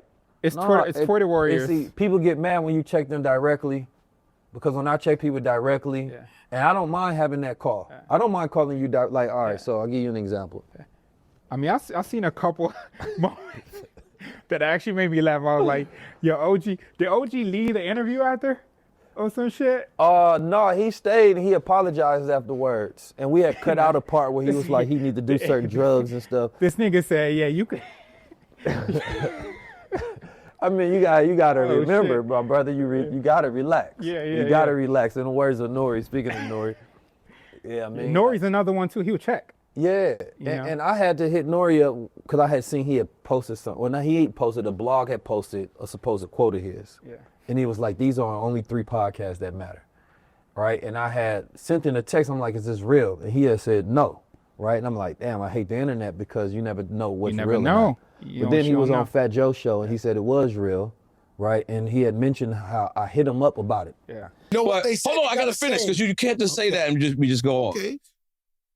You know, I say that. You said 19 that. Keys. No, I'm saying. So 19 Keys hit me about the same thing. Who's 19 Keys? 19 Keys, he has a podcast as well. Yeah. So if I say that, if I say something like, I'm like, best. The context in which things exist matter, right? And this is what I want our elders to get. Yeah. We are people that grew up with an oral history. Yeah. Oral history means you have to have a close-knit connection with your elders. Because in order to receive the information and the knowledge from the previous generation, they have to pass it down. And then that makes a wiser generation for whatever they're about to go through next. Yeah. right? You're never supposed to be the competition of the younger generation, because then that destroys the connection, right? And without that, you're not creating a generation better than you. You're creating a generation in opposition of you, despite not getting that guidance. 100%. Right? And so I always want us to be careful of, I get it, you go pop your shit, you know, you deserve accolades that you're probably never going to receive from the world. And so even that generation feels slighted, but that's an experience I can understand as a black man. What we should never do is make it a younger generation versus an elder generation. Yeah. And if we want competition, it should be from outside the culture, because they're doing better than us. And right? we get that a lot though, but within within culture that happens a lot, where there is this like OG shit. And I mean, I've gone through my fair share of it. And that's exactly why, like, my OGs, like, first and foremost, it's like, look, you are my elder. You are an OG. Yeah. There are specific levels of respect that you naturally just get, right? But now, because you have those respects and those freedoms and privileges, because you have effectively, like, you know, laid that path for me to be me or whatever it is, I also hold you to a higher standard. 100%. So if you violate, you know, my truth, my perspective in any way, then we just going right back to fucking square one, you know? And I think it's just like that anybody can get it shit. Cause I feel like sometimes like people just, it's like this, and it's something, ageism has always been a thing in our culture specifically. Where like people kind of like feel like, man, why am I listening to a younger person talk of this or whatever? Or like, man, you just barely got here or whatever. It's like this thing. And we sometimes don't realize that like the younger generation is going to continue doing that shit, but then they're not going to spite you. Right. Like on top of what you're already not going to get. And I think sometimes like, you know, I don't know, people just, and what I hate is like the keyboard warrior shit. Like to me, that's like the biggest thing, because like so many motherfuckers will like say so much shit. Then it's like you see them in person and niggas ain't got shit to say. Want a photo? Like yeah, they want a photo. You know, and on top of the photo, they're like, "Yo, my girl can't be here right now, but she tuned in." And then you gotta be like, "I'm gonna take a picture for her. You mind? She a big fan." And then you gotta be like, "Oh shit, that was your girl. My bad." You gotta like hit that whole thing. Said that. Hey, you know what I'm saying? But you gotta hit that whole thing and. You know, jokes, y'all. Yeah. The hat. But I say that to say, like, I do feel you in that, and it is important that we just hold each other accountable. The more you love somebody, right, the more you're going to have an opinion on that person, the more that you're going to want to criticize that person because you care. The love comes with care. So now all of the decisions they make, you may be over magnifying them, and it may not feel fair to you. Just like a loved one that is close to you, if they see you make the wrong decision, you might be like, let me make the wrong decision. But it's like, I can't just stand idly by and watch you do it. Now, sometimes you can love a person enough to say, I trust you with making the wrong decisions until you learn. And I think that for our culture, we have been stuck in a cycle. And the question becomes is, what is life trying to teach you right now? Yes, sir. Right? And if we look at this collectively, what is it that we're supposed to learn? We have all the information that we can now go back and look at every single cycle and every single empire, how they failed, how they rose, right? How men failed, how men rose, and we can learn. And when we learn, we break the cycle and we can graduate to the next stage. Agreed. And that's what I believe this whole entire time is right now, not just for black people, but for the human collective. It's to learn so that we can move forward. We're supposed to be in the age of Aquarius. The age of Aquarius. Right? It's a new mind, and I think what happens is that there's still people holding on to and believing in the old world. And so they're not doing the update. It's like you got the iOS update. You don't want to go to the 26. You don't want the glass. Yeah, you don't want the liquid glass. And it's like, but that's what's going to allow you best to interface with the world. Right? Because things are so busy, we need the glass to be able to do multiple things at once without it interfering with our experience and allowing us to flow. Right? So design matters in that. And so if we're looking at the ethos of the design of the culture, how are we building this design to make sure that we can flow? And it's not all of these blocks. So what we're talking about is how we stop the gatekeeping block. How do we stop the ignorance? How do we stop the cultural blocks? How do we stop the ownership blocks? How do we get all of these things out of our code so that we can flow and operate and optimize? Oh, no, that's a very powerful mental model. And I think we all like figuring it out, right? And something that we take for granted is unless you're like and by this I mean, rightfully so, I'm talking like super celebrities and shit, right? We have time to build strong networks, and we have time to build strong relationships. When you're on the road all the time and you doing this all the time, and you don't, like, everything is ephemeral. Like, you know, somebody that you kicking it with now is somebody you met on tour or met someone, and That's now a y'all fact. cool or whatever it is. Like, you don't have time to, man, I was home for the last year, and like me and this person really got close. You don't have that luxury. So your relationships with people almost become like short-term or seasonal, or even like bi-monthly or whatever it is, right? And I think because we don't get to experience these things sometimes, it's so easy to kind of go into that judgy space, like I was saying, whether it's EA, whether it's a J, or whatever it is, where it's like, because we go, if I were you, but you can never even say the term if I were you, because one, you're literally not that person, and two, you haven't gone down the same path that they've taken to get them there. You're just looking at the end result, but you're not looking at the process.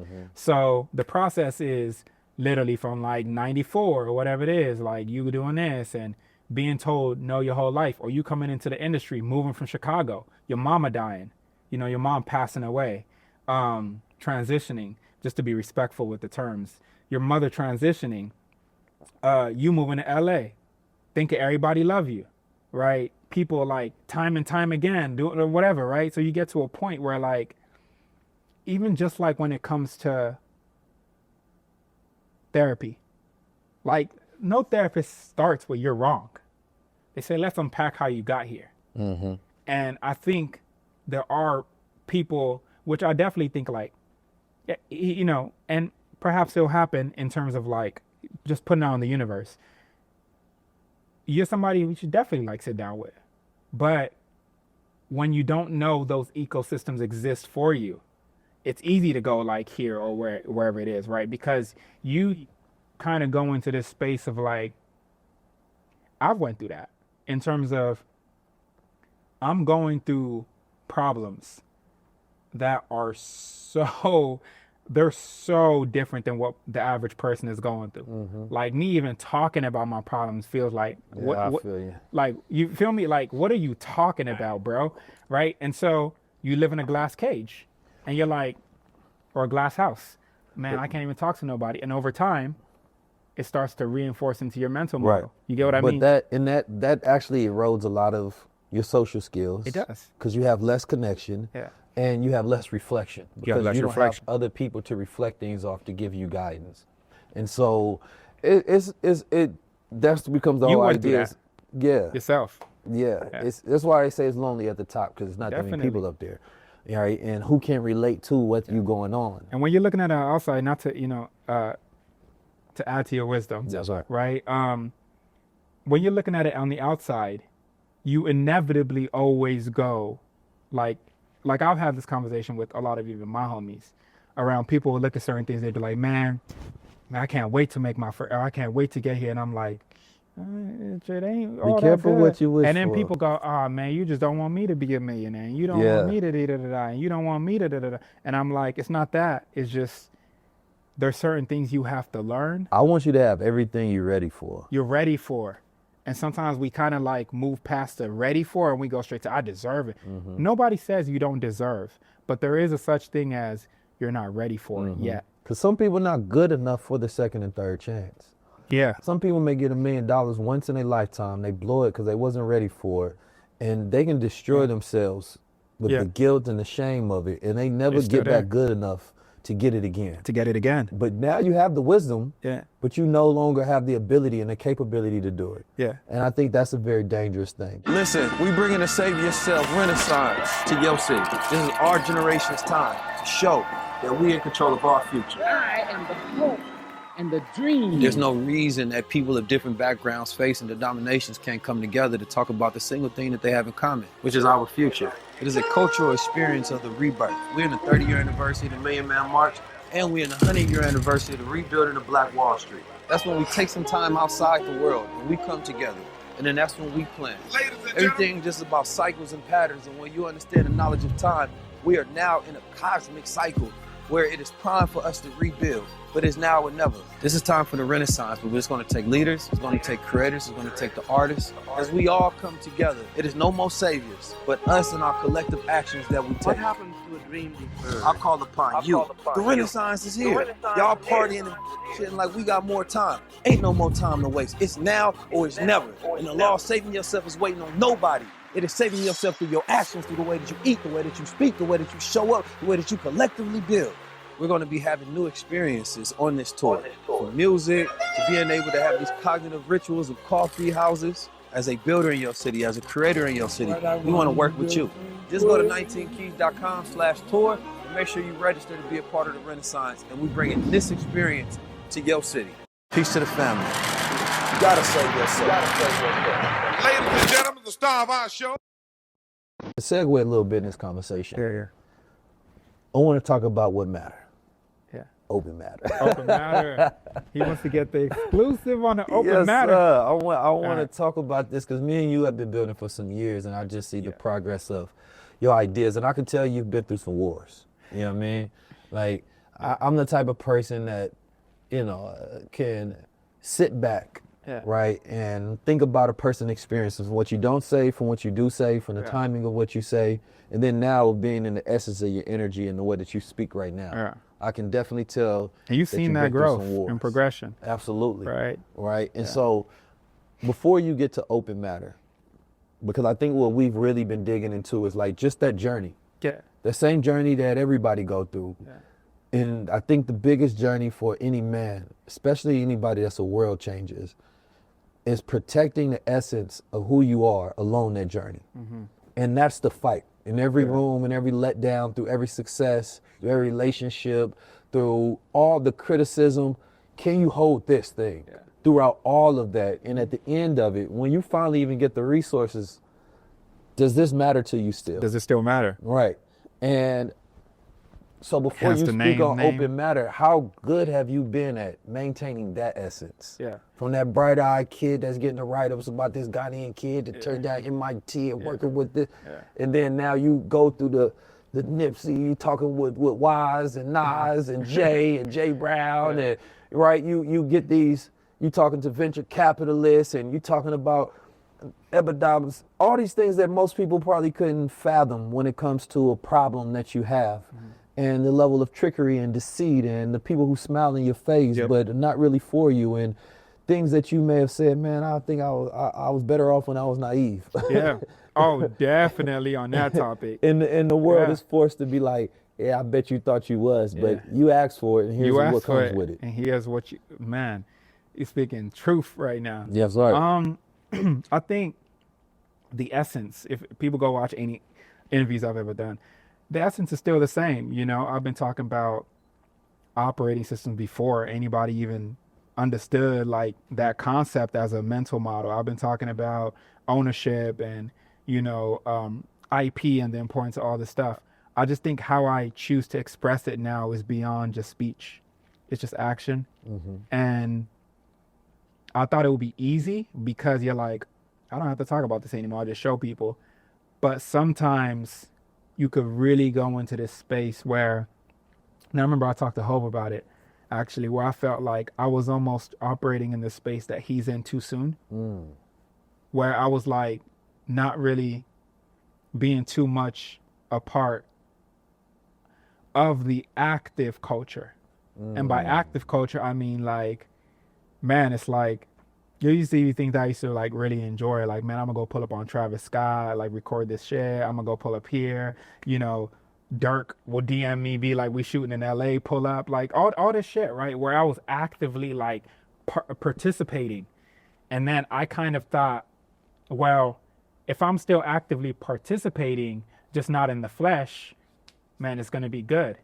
And a huge part of it was good, but then I just quickly like realized that it's a balance, man, and you so much in that other space that a dinner conversation becomes a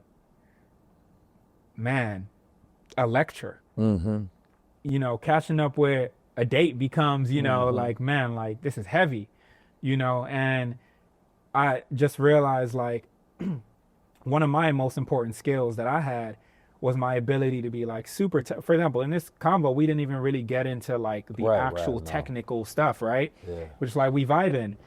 And that's always been my skill and why people felt comfortable around me. Because they didn't feel like, man, I'm dealing with one of those like super high functioning autistic people in tech that have no soul. Yeah. It was like, man, you like really, really like are just cool to hang out with. And I would say I kept that. But I do feel that I had to guard that because I was in another space that really didn't understand what that means and was like so quick to like label it in a space. You gotta understand too, from like me starting spatial to now, like post-pandemic, DEI canceled, and so for me, I was already the nigga that was like, yo, I don't fuck with DEI. I fuck with meritocracy. Like I was speaking like that then, and then this happened. So now people go like, oh, are you really not for us? And I'm like, no, I'm actually more for you. I'm just not telling you the shit that they want me to say. I always had an issue with being a mascot, bro. Like it's always been my thing ever since I was a little kid, bro. Even in school, I'm not fitting into your agenda, teacher. Like it was just never a thing for me because I went through, going to Compton. I would have went to Centennial, but I ended up going to Narbonne High School. And even in school, it was like, all right, well, if you do your homework and submit it at this time and you do it this on this time, the school gets a higher and we get more funding. And it's like, for who da? So for me, it's always kind of been more around like, what are we actually serving? And I do think throughout my journey, what I was fighting for and the custody that I was fighting for was preserving the fucks given.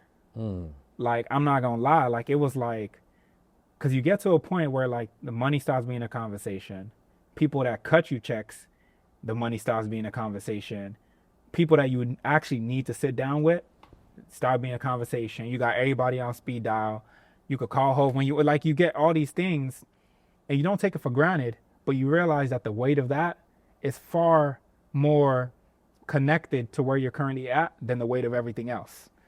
And so when you're challenged with the time where you have to actually tie into that other thing, you immediately start thinking in a time scale of like, what's the reason for this? Why am I having this car? Why am I doing this? And I was actively just, it just felt like I was always presented with two options where it's like, you could either scale this thing to a billy or you could focus on these things that are a part of what it means to be cultural. Like I'm a culture kid. Like I didn't grow up in the suburbs. So when like you like have to like not be able to like be connected to this thing that you like, man, this is me.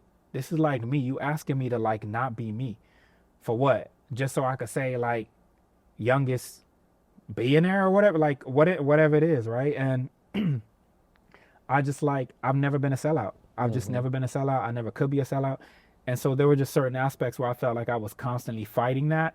But then when I would also go back to the culture, the people that needed to help me wouldn't help me.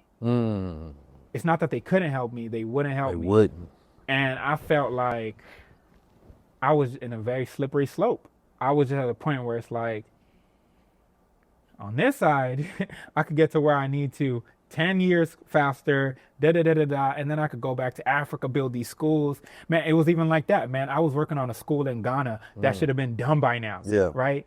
And I started working on this school in 2018, bought land in Accra, did all this shit.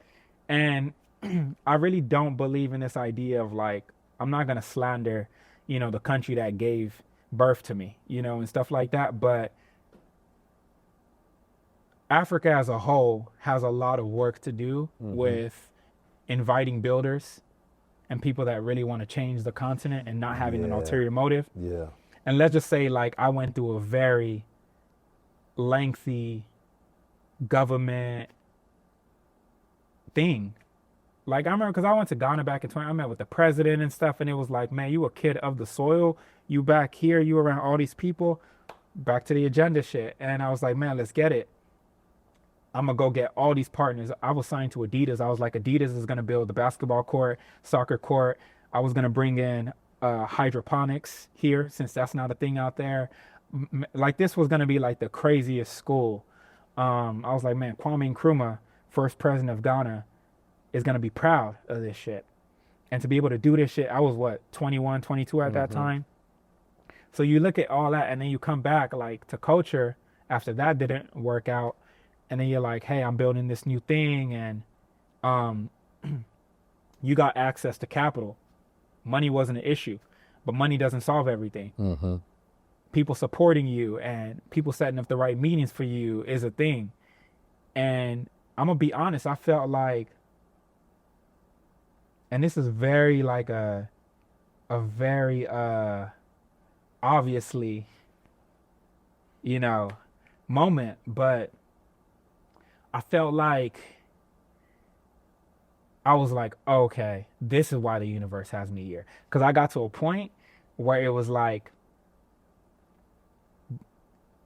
I didn't fit the agenda. And I felt like, you know, the city that like raised me, I felt like the amplification part of it, not the people, not the grassroots, man. I still go to Simply Wholesome and get my ginger tonic and shit. Yeah. Right?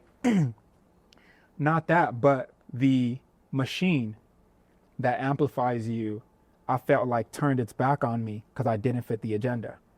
And the agenda in a lot of different ways, you know, and I just felt like, so, you know, for me, despite, you know, things just shifted in a space where, you know, you're 22, 23, trying to build a company, you know, figuring out a lot of these new things and these mental models. You're like, yo, people don't even know this thing. You're like announcing seed round and people are commenting like, what's a seed round? And you're like, man, we have a long way to go as a culture. I did a women's empowerment campaign with Pharrell.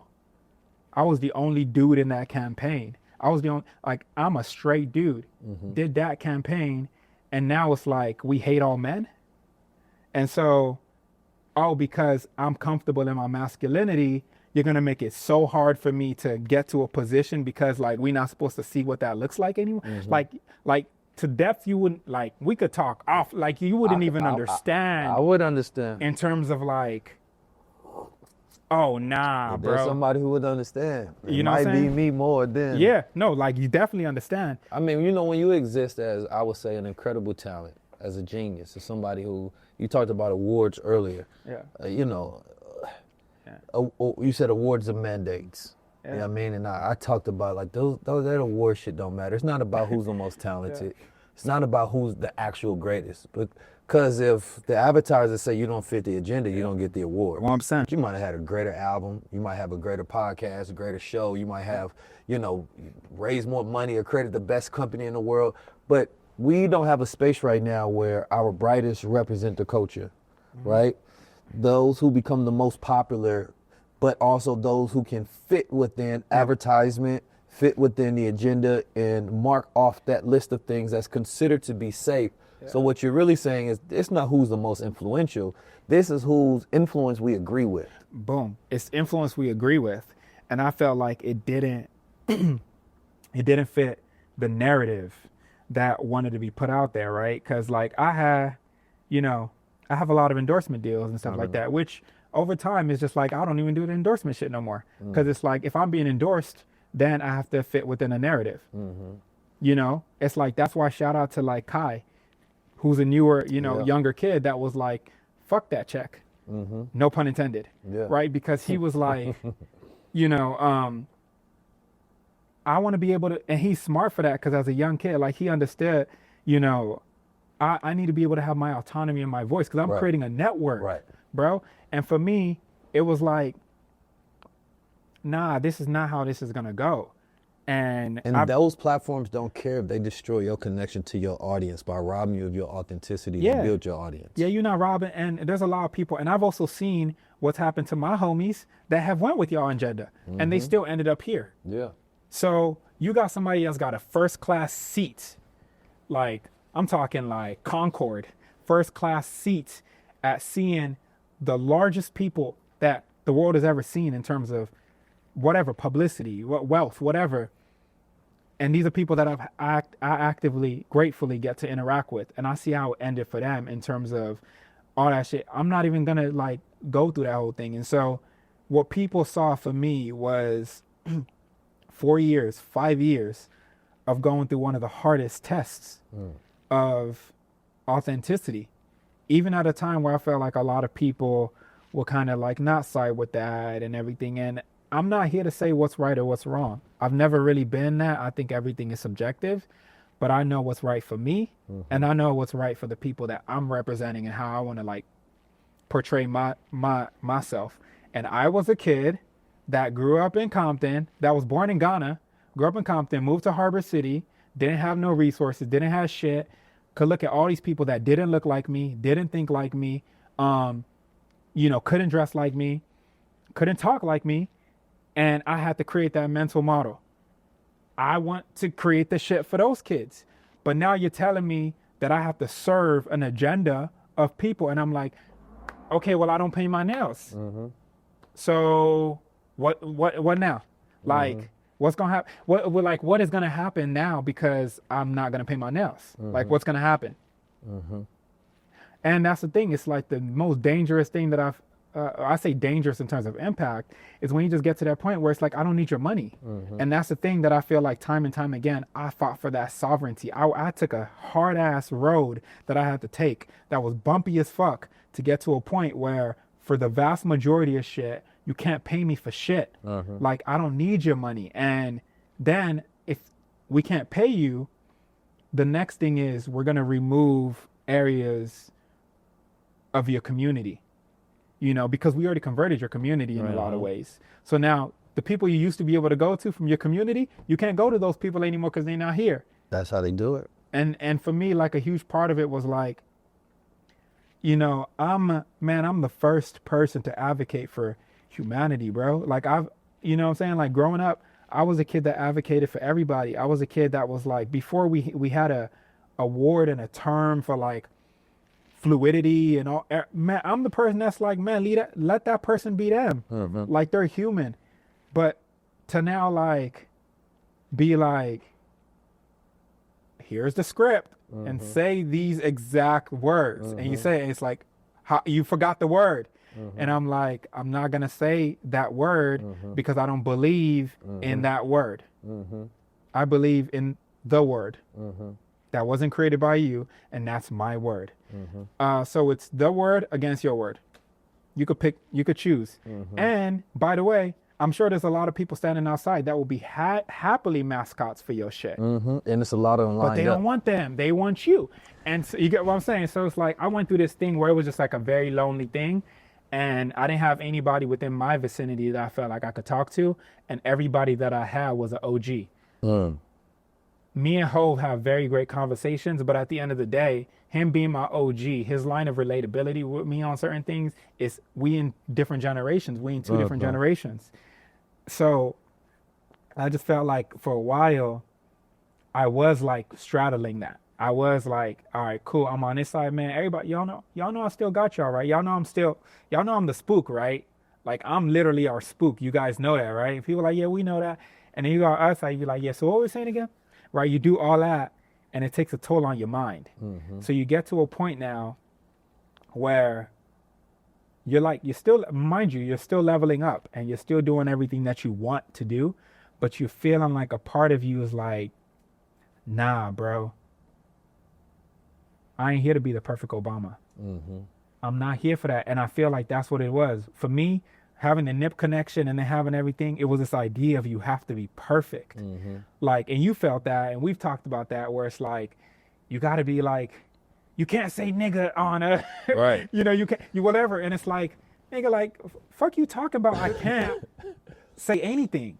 Like, bro, like, I am not one of these like niggas you could like tell what they can't do, bro. I've never been that way. This is always, that's one of the reasons why Nip loved me. Cause he was like, man, like this kid got heart. Like he don't give a fuck. Like you cannot fucking control me with an award. You can't control me with shit. I only give a fuck about truth. And right now, the truth that I'm seeing is unequivocally unbalanced. If I'm gonna be a fucking whatever the fuck you wanna insert here, so be it. Like, I'm cool. That's why I really love the new Clips album, man. Feel like that. So be it. So be it. I will happily be the Joker. I will happily be the Martyr. I would happily be fucking Batman. I would happily be Superman. And I would happily be the Executioner too, if need be. Because like, they don't make them like this anymore. They don't make people like this that are like, I have to deliver the package and the parcel to this, because this is going to be the, you know, writing back, this is going to be the, these are the letters, these are the freedom letters that, you know, need to be published and shit. And there wasn't enough of that. And so I came out on the other side of it, and people saw it a little bit, or in like, I think at the beginning of this year, I started just sending tweets off and shit, you know, and you know, the first thing that happened, I was like, oh shit, okay, this is what happened to this person. This is what happened to this person. Well, the first thing is two things. You start to go, is this person having a mental breakdown? And I'm like, nigga, like, I've studied every form of meditation. I've done ego death. I meditate for 30 minutes in the morning, in the afternoon, and evening. I am very well spiritually grounded. I don't drink. I don't smoke. I am very spiritually grounded. I think with a level of clarity because I've allowed my mind to operate within a level of clarity. You're dealing with the most sane person when I speak. It's a mental release. It's a mental release, bro. It's like, I was laughing. I was like with my homies, and I was like sending these tweets off, and or these X. What do we even call it now that it's not a tweet anymore? My nigga, like, I don't want to disrespect Elon. He haven't created no new language. So it's so tweet you still got to good? tweet still. Okay, so I was like tweeting and shit, right? Can't say I was Xing. I was, yeah, I wasn't Xing, right? But I was like, and the things, it was so funny. Or you can say I dropped the X. I drop an X or a post, right? And I was just saying certain things like, you know, what is freedom when, you know, we still account for the same billionaires 30 years in? What is freedom when I could drop, you know how like Twitter has the 256 character limit, or X has the 256 character limit? I could say nigga, and it will get more retweets than any truth that I will ever say. So I was like, oh, what is truth? Who gets to determine truth? And then people were like, oh my God, are you okay? And I was like, oh, but when I was talking about like Google's tensor chip, and when I was talking about fucking x64 86 architecture, when I'm talking about all that shit, that like that perfect nigga shit, oh man, y'all love that shit. But it's like only 10% of my audience gets that. How am I like helping the other people? Like, how am I actually, like, if I'm not actively being like, yo, I know a lot of people are talking about AI, but here's a mental model for us to understand why this is important for us. And if I'm not breaking it down, I don't give a fuck if it's not technical enough for your audience. If you go on Twitter, it's just a dick sizing contest of who's smarter. That's all it is. Y'all can have that. I'm cool, you know? But if it's about truth and it's about leading people in a way that's beneficial to them, I've just never been like one of those people that like, you know, arbitrages off of like, taking and extracting from people. You know, I've just never been one of those people. I'm like, I've been like, hey, I'm gonna do everything in my power to design a ecosystem where I'm good. Like, Idris is good. I don't need to do shit for money. I don't need to do that, whatever. But that then lets me devote all my time to like really helping people and guiding people, because that's, everyone has their calling. That's just my calling, right? But you see kind of just how like, and I just saw it like actively happening, right? Where it's like, you know, everything that you work so hard for became a point of public scrutiny. Everybody that you stood with, it's almost like you go and get all your degrees from all the places people wanted you to get the degrees from, right? And then they cancel all the people and the schools that you got the degrees from. Right. And so now you're like, people are like, where did you graduate from? You're like, oh, I graduated. They're like, oh, that's canceled. Or I graduated from, oh, that's canceled. And I felt like that's what was happening from a cultural level of like, who we got left? We done canceled everybody and every topic and every conversation. So what do y'all want my point of references to be? You get what I mean? But that's what freedom kicks in, and you just do it anyway. Yeah. Yeah, and you do it anyway. Yeah. Right. And it's like, because that's the form of control. Only speak from this side right here in this box. Yeah. This side is now canceled. Yeah. No, I want to speak from whichever, but I'm not going to also speak from here because it's canceled, because that's another control. Yeah. I'm just going to speak how I normally would, regardless of what the current climate is. But wouldn't you say, right, like, and you know me, like, that's me. I'm kind of like, man, nobody own me. Like, I've gone through this on a personal level. I've gone through this with relationships. Like, I'm not owned by anybody. Like, and I don't think anybody is owned by anybody or should be owned by anybody. You know, there's a thing that we have in Islam, amana, right? Your amana is with God. Like, nobody own me. I don't own nobody. So I've always had an issue with stuff like that. But my question is, like, it goes into that space where you're saying, right, with our people specific, where it's like, well, what side are you on? And we have not been given the grace of being able to say, I'm on the universe's side. Right? Because the moment you say you're on the universe's side, it didn't align where you're saying you're on my side. I said I'm on the universe's side. And in my eyes and through my views and what I'm seeing as culture right now, I don't think that's what the universe wants for us. So I do think that the universe is reforming us actively, because the things that I see, that's not what I'm proud to be and say that's culture. That's not what I'm proud to, like, have a PowerPoint in a meeting and be like, so slide 1, culture. Slide 2, this is also culture. Slide 3, this is, I'm not proud of those things. And so I can't align with something that I don't believe. What I do believe is culture is powerful. What I do believe is it's a God-given, God-sent superpower for us. We just have been, like, using it in the wrong way, man. And so be it. If I have to be the bad guy because I'm pointing out the obvious, and because I'm like, you know, this thing, how this thing is being expressed, because I traveled all over the world. I've seen how, like, we're perceived globally. And I, for one, have realized how I've been perceived globally. And a huge part of that was because I thought as a universal citizen. And I would think about problems from a universal citizen. But every now and then, don't get it twisted, that, you know, that little, you know, it's there. And you will feel, and everybody that's us goes through that globally, where you're loved until you're not. Like, it's when you're in their systems. It just is what it is. I wish it wasn't that way, but that's exactly why we need to create these systems. But it's just that way. You cannot assemble the master with his own tools, period. Anybody's fucking stupid for thinking that they can. Oh, I'm going to just invent a new tool. Well, like, we tried. It just doesn't work. But that's the beauty of, I would say, being in this generation that we get is hindsight. We get hindsight. We get to see everything that didn't work. And it's funny because people keep trying to sell us the same strategy. And it's like, bro, I'm not stupid. I don't think that that's going to work. I know that's not going to work. Yeah, I know it's not going to work. And so I think you're a good person. Yeah. Right? I just think you may be a little stupid or short-sighted, or maybe you don't have the intellect or the time to understand new ways. I think maybe some people are cognitively and creatively lazy, right? Because some of these things is not like I'm fearless while I do this. Some of it just, I'm creative enough to do this. Some of this, my imagination works well enough for me to envision a different way.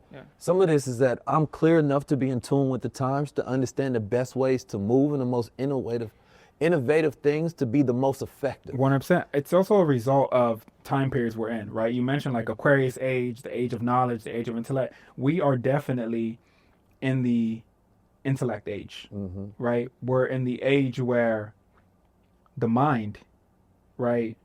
Mind over matter, right? We're definitely in that age. We're not in the physical age. There was an age where you look at the Industrial Revolution in that era, that was a physical age, where it was about physical strength. Yeah, physical labor, human capital. Physical. We're not in that age. Peter Drucker published his book. He's like really known for creating like management styles and stuff. He published, this thing, and in it he said, he described this age that we're in now as the knowledge worker age. And the knowledge worker says that our societies are going to be built on our ability to use this to its fullest potential. It's no longer going to be manual labor.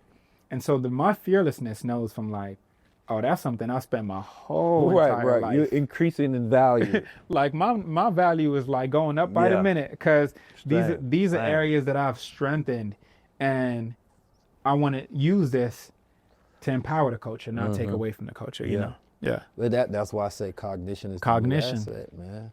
It's it used to be time is the most valuable asset. Yeah. But if you can't think, right, then what value is the time you live in? What was the thing they invented in Minority Report?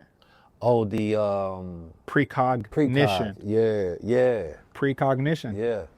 And they have similar systems that they're trying to build out now and deploy, which is interesting that crime is decreasing in all these areas where we have black mayors. Yeah. One, because I think there's a cultural shift and also just an exposure to different ideas that people are lending to.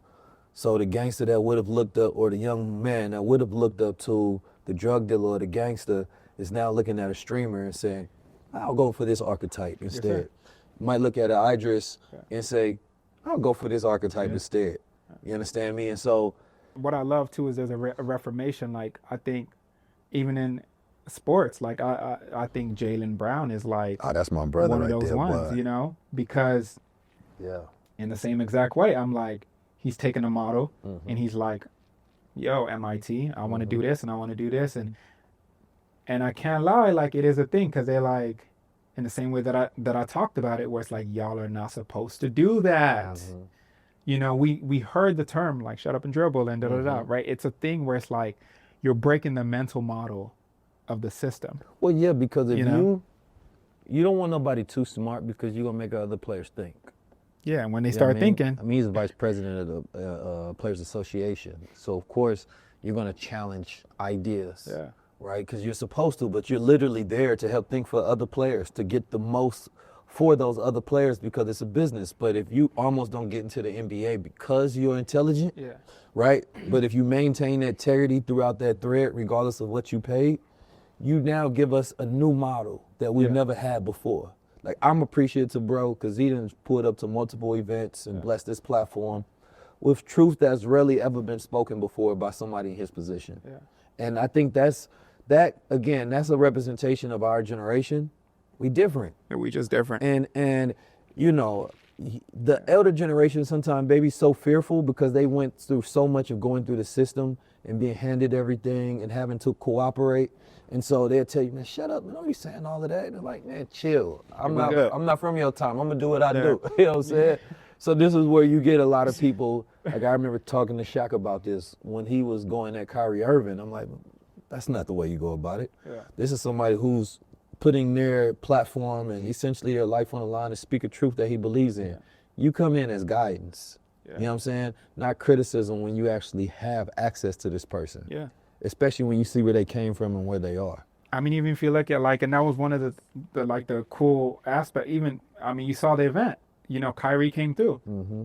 And what I loved about him even pulling up and showing love was this was at the height of like everything going on.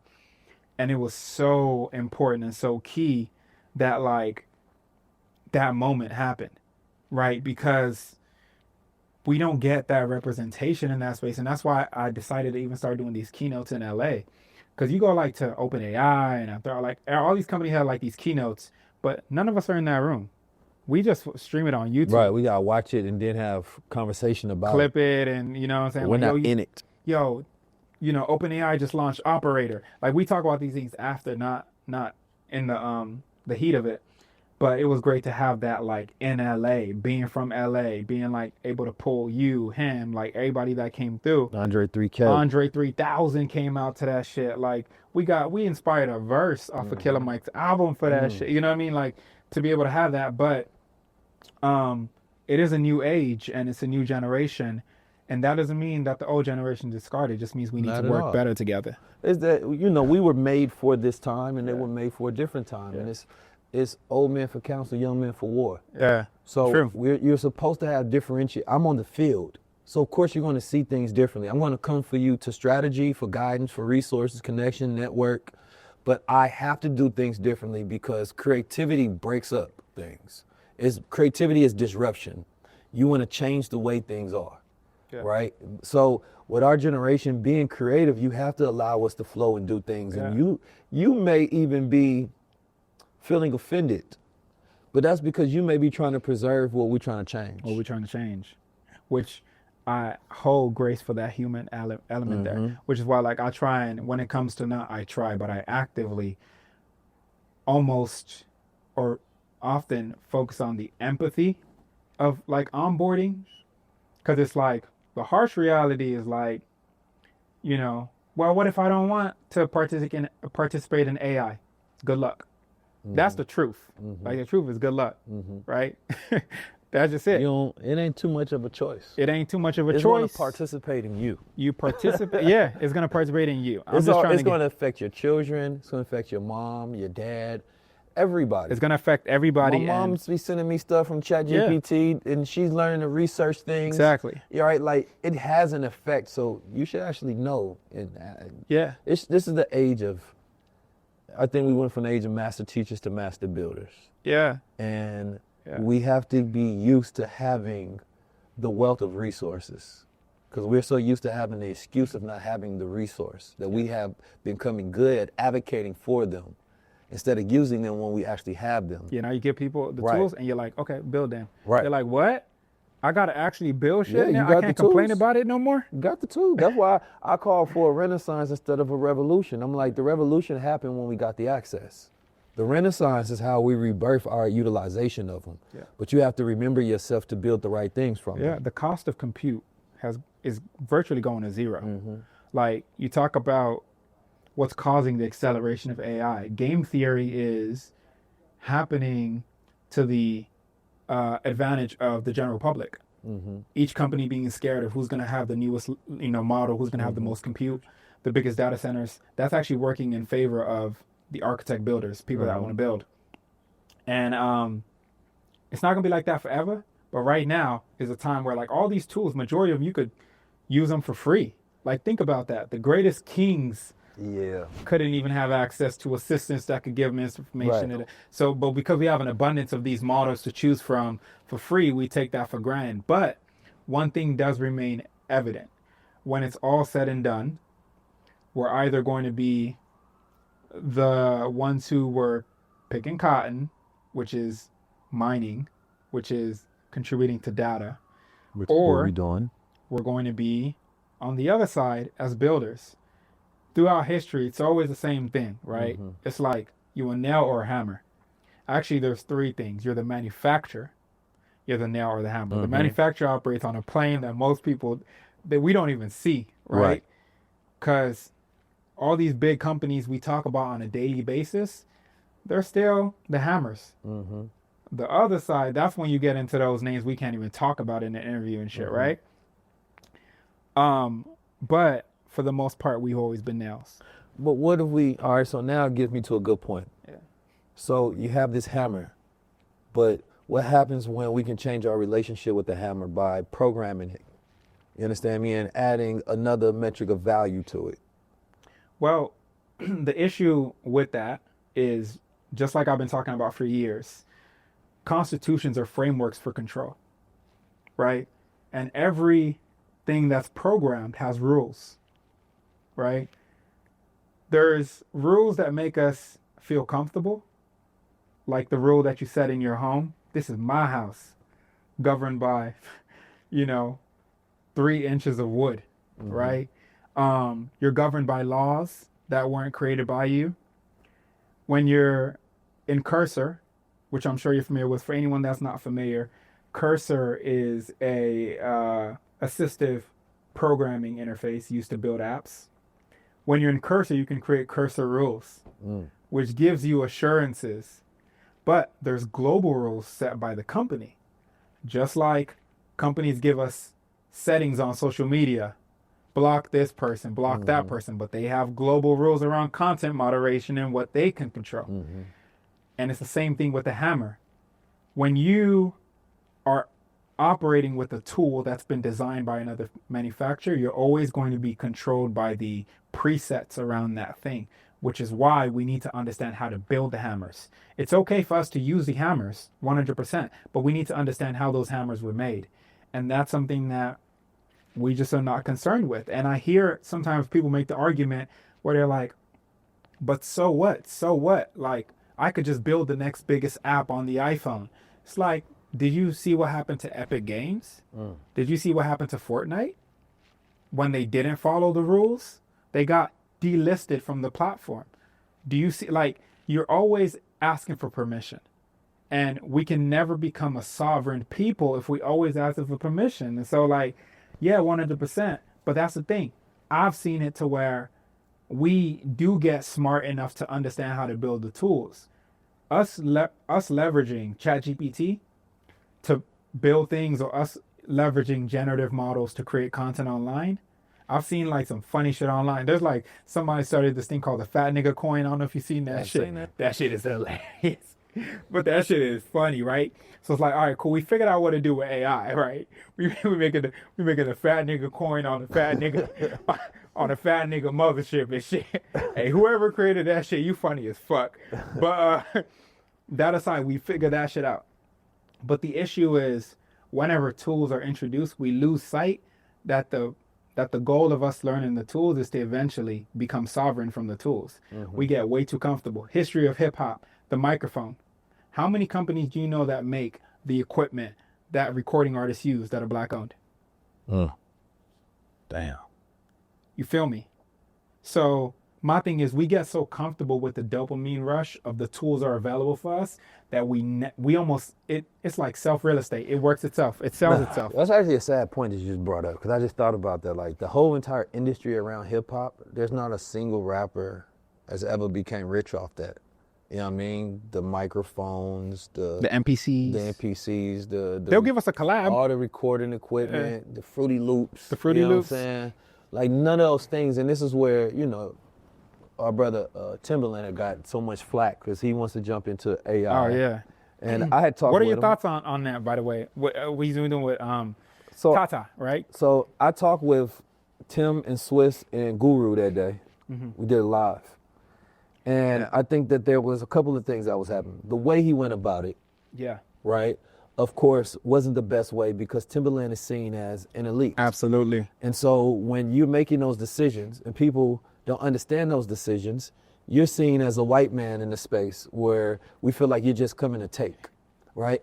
And the interesting thing is, because when you're closer as well, you become an easy target of, I can actually talk to you, so I can talk shit to you and about you.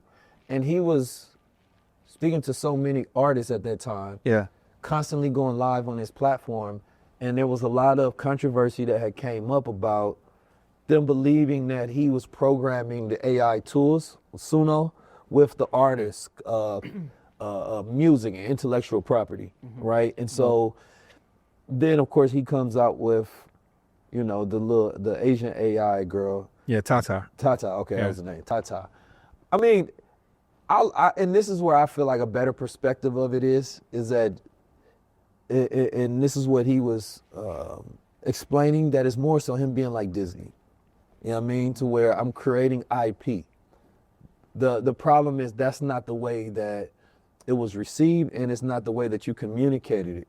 You understand me? You saying you're creating an AI rapper, you're not saying you're creating a world of IP and characters, right, to exist in, so that you can use tools, because there's so many people that's starving. The starving artist is a real thing, because Spotify keeps all of the money. So anytime somebody feels like, you know, this tool is not to help them, but to replace them, then of course they're going to be offended when somebody who they feel like doesn't even need the tool is using it to replace people. You know what I'm saying? That they feel like you was there to help us, and you were part of the culture and the cloth, you know, and which I wholeheartedly agree with. Yeah. On that point, I think music, film are very, very strong spaces that we hold near and dear, because that's a space where we've been able to commoditize the most in. I think the challenge with AI in these spaces is the conversation starters didn't come from the culture. That's the issue. The digital twinning and, you know, creating virtual artists didn't come from the culture. So it can never be accepted by the culture, because the culture is still trying to figure out how to feed its artists. Right. You get what I mean? Yeah, it's not something that we would have created because it's not a necessity for us. It's a necessity for a person who wants to replace you. Exactly, and I think therein lies the issue. But it still didn't change the fact that somebody's gonna do this. It's gonna happen. Do you want us to have equity in it or not? Right? But that aside, I heavily side on the I heavily side with the artist on this, where we fail to realize that music has not gone into a state of stagnation because we invented that. It was because things were designed that way for us. We all love Steve, but Steve created the streaming model. Like Steve Jobs. Steve, yes. iTunes became the platform. Put all the music in the iPod. Before streaming existed as we know it today, like Apple invented the term podcast that we all use. It was iPod. Podcast. That's where the term came from. Everybody using podcasts now, it literally was a term that Apple created. And what they said was, not only are we going to digitize the format, we're going to say every song is 99 cents. And then it became, well, how do we do this and how do we do that? Then it became streaming as we know it today, right? So that wasn't created by the culture. We've all seen Jimmy Iovine even going and talking with Steve and then being like, and Steve being like, some businesses are meant to die or whatever, right? So I'll say that to say, every technological replacement evolution has not come from the culture. Each time. That's true. And so the issue with this AI thing, as it pertains to artistry, is greed has consumed the music industry by people that for a long time have gone with, non-accountability. And now those people want to create even newer ways to make more money when you could just pay your artists more or whatever it is. And so that's the thing with the artist, where I could see like why it would hurt. And I love I love Timbo. I just think that had he had the opportunity to work with somebody of the culture to then say, let's introduce this inevitable thing that's happening, right, to the people in a very human way, I think people might have, appreciated a bit more. Or even getting into how we introduce it, where it's like everybody knows and every artist knows. Here's a business idea. Anybody that's watching this, by the way, here's a business idea. Anybody that's in music knows that aside from the recording cost, aside from the cost of the music videos, you might want a really fire feature with the artist that you can't afford because you're a small artist. We're going to introduce AI as an intermediary that helps you get a feature starting off that way. So that way, you as an artist, you still are at the forefront. You're still able to now do things that you couldn't do before because now you can feature this program and make as much music as you want, right? And these are your artists. Here's another idea. The original artist could have trained these AI, artists or whatever it is. And now that label that you couldn't have started 10 years ago because you couldn't go sign 10 artists, you are now able to start your own record company. And you have all these AI artists. There's ways that this could have been introduced. And this conversation still, if anybody's listening, go make it. Then that artist can then decide to actually perform that song with you if they like it. If they like it, right? There's so many ways that AI could have been introduced. But of course, because of greed and because we want to maximize gains as much as possible, let's shoot right for the heart, right? At a time where artists are like emerging, how much, especially this new generation, there's so much talent. Like I'll be like locked in with these new 18, 19, 20-year-old kids that I'm like, yo, y'all making some really good music. Shout out to my brother Lareezy. Shout out to Lareezy, shout out to everybody, right? We may or may not have a song coming out. Right? They got some really fire shit. And then they now have to focus on how to put money in their pocket at a time where they're going to be competing, where labels are going to be focusing on not even looking at the human talent anymore. That's not fair. Well, because also I seen what they're doing. There's like AI bands, and then they're pushing them into playlists. You know what I mean? Stacking up their views and the amount of listeners. You competing with an algorithm. First of all, this is the most dangerous thing for our people, because when you look at to me, it goes into like wage suppression and then automation. Yeah. How do we not pay you more while making more money, right? And they're taking out loans to go buy real world assets that they don't want to have to, that they want to make more money so that they can continue to buy more assets and not worry about the interest rates that come along with that. They was able to buy when interest rates were down, right? But now they're at a point to where it's like, instead of me going to hire more Black people, immigrants, or whoever, how about we pay them nothing more and then replace them with robotics or automation? And that's why I was like, forget tax on human beings. The tax should be on robots. The tax should definitely be on robots. Taxes should be on the automation itself, because if you're going to create something that replaces human capital and labor for an entire generation, then that should also feed back into the system that they were born into. 100%. It goes beyond just UBI, right? Universal basic income. I get that. That's granted. That's, as you will say, that's reparations for humanity. Right. Y'all making that mandatory. Right? Y'all making that mandatory. But aside from that, machines should be taxed.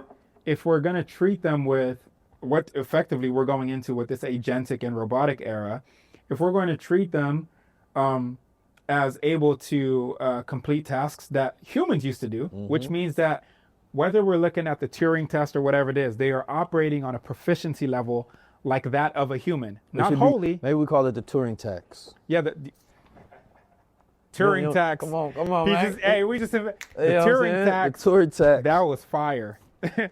That was high level right there. The Turing tax. Whoa. Yeah, wow. You heard it here first. Wow. That was crazy. I don't know where he pulled that from. That was crazy. See what happens when you like human to human conversation? ChatGPT couldn't. It wouldn't have even come up it with wouldn't that. have. Like, let's call it the chat ideas be sucked. Wow, the Turing tax. Whoa.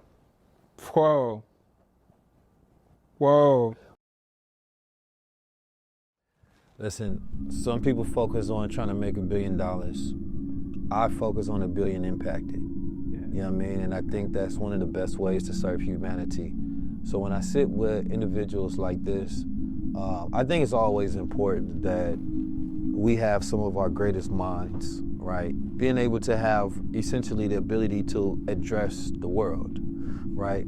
We're living in a time where quality of thinking and quality of mind is very hard to discern, because we have so much access, we make bad choices, right? And so High Lvl Conversations is your break from the world, right? To where we're focusing on building our own world. We're focusing on thinking, right? Because it's not just the fact that you're getting access to content that's creating this brain rot. It's the quality and the type of content and what you're intaking. So if you're intaking intellectual content that makes you think and question things, and it doesn't make you feel alone or make you feel pessimistic about every single thing in reality, right? Then you're probably on a better spectrum and a better side of the internet, right? On this side of it, or maybe in the future you watching this from, you scanned the book or you scanned the Crown. I don't know how it's gonna go, but who knows now that we got open matters out here. I think it's important to take a journey like my brother, who started off, right, with grit and a willfulness to teach himself to turn down what wasn't in alignment for him, so that he can ultimately focus on the things that do touch his soul. When I say soul, I think that matters, because I don't think we use the word soul anymore. We use the word spirit all the time. But your soul is connected to your values, right? And I think that that's the real character of your existence. And you never do anything that goes against your soul, because after that, you will be trying to spend every dollar you gain to get it back, and it's not refundable. This is 19 Keys. We're going into the future that we own, solving for the unknown, creating a renaissance. And this has been your High Lvl Conversations. Till next time. High Lvl Peace. Tap in with the God. It's 19 keys. The execution of knowledge is power. Teach you how to be a God. From a boy to a man, and ultimately back into the natural state of being, into a God. Listen, we bringing the Save Yourself Renaissance to your city. This is our generation's time to show that we in control of our future. I am the hope and the dream. There's no reason that people of different backgrounds, faiths, and denominations can't come together to talk about the single thing that they have in common, which is our future. It is a cultural experience of the rebirth. We're in the 30-year anniversary of the Million Man March, and we're in the 100-year anniversary of the rebuilding of Black Wall Street. That's when we take some time outside the world and we come together. And then that's when we plan. Everything just about cycles and patterns. And when you understand the knowledge of time, we are now in a cosmic cycle where it is prime for us to rebuild. But it's now or never. This is time for the Renaissance, but it's going to take leaders, it's going to take creators, it's going to take the artists. As we all come together, it is no more saviors, but us and our collective actions that we take. What happens to a dream deferred? I call upon you. The Renaissance is here. Y'all partying and shit like we got more time. Ain't no more time to waste. It's now or it's never. And the law of saving yourself is waiting on nobody. It is saving yourself through your actions, through the way that you eat, the way that you speak, the way that you show up, the way that you collectively build. We're going to be having new experiences on this tour. From music to being able to have these cognitive rituals of coffee houses. As a builder in your city, as a creator in your city, we want to work with you. Just go to 19keys.com/tour and make sure you register to be a part of the Renaissance. And we bringing this experience to your city. Peace to the family. You gotta save yourself. Ladies and gentlemen, the star of our show.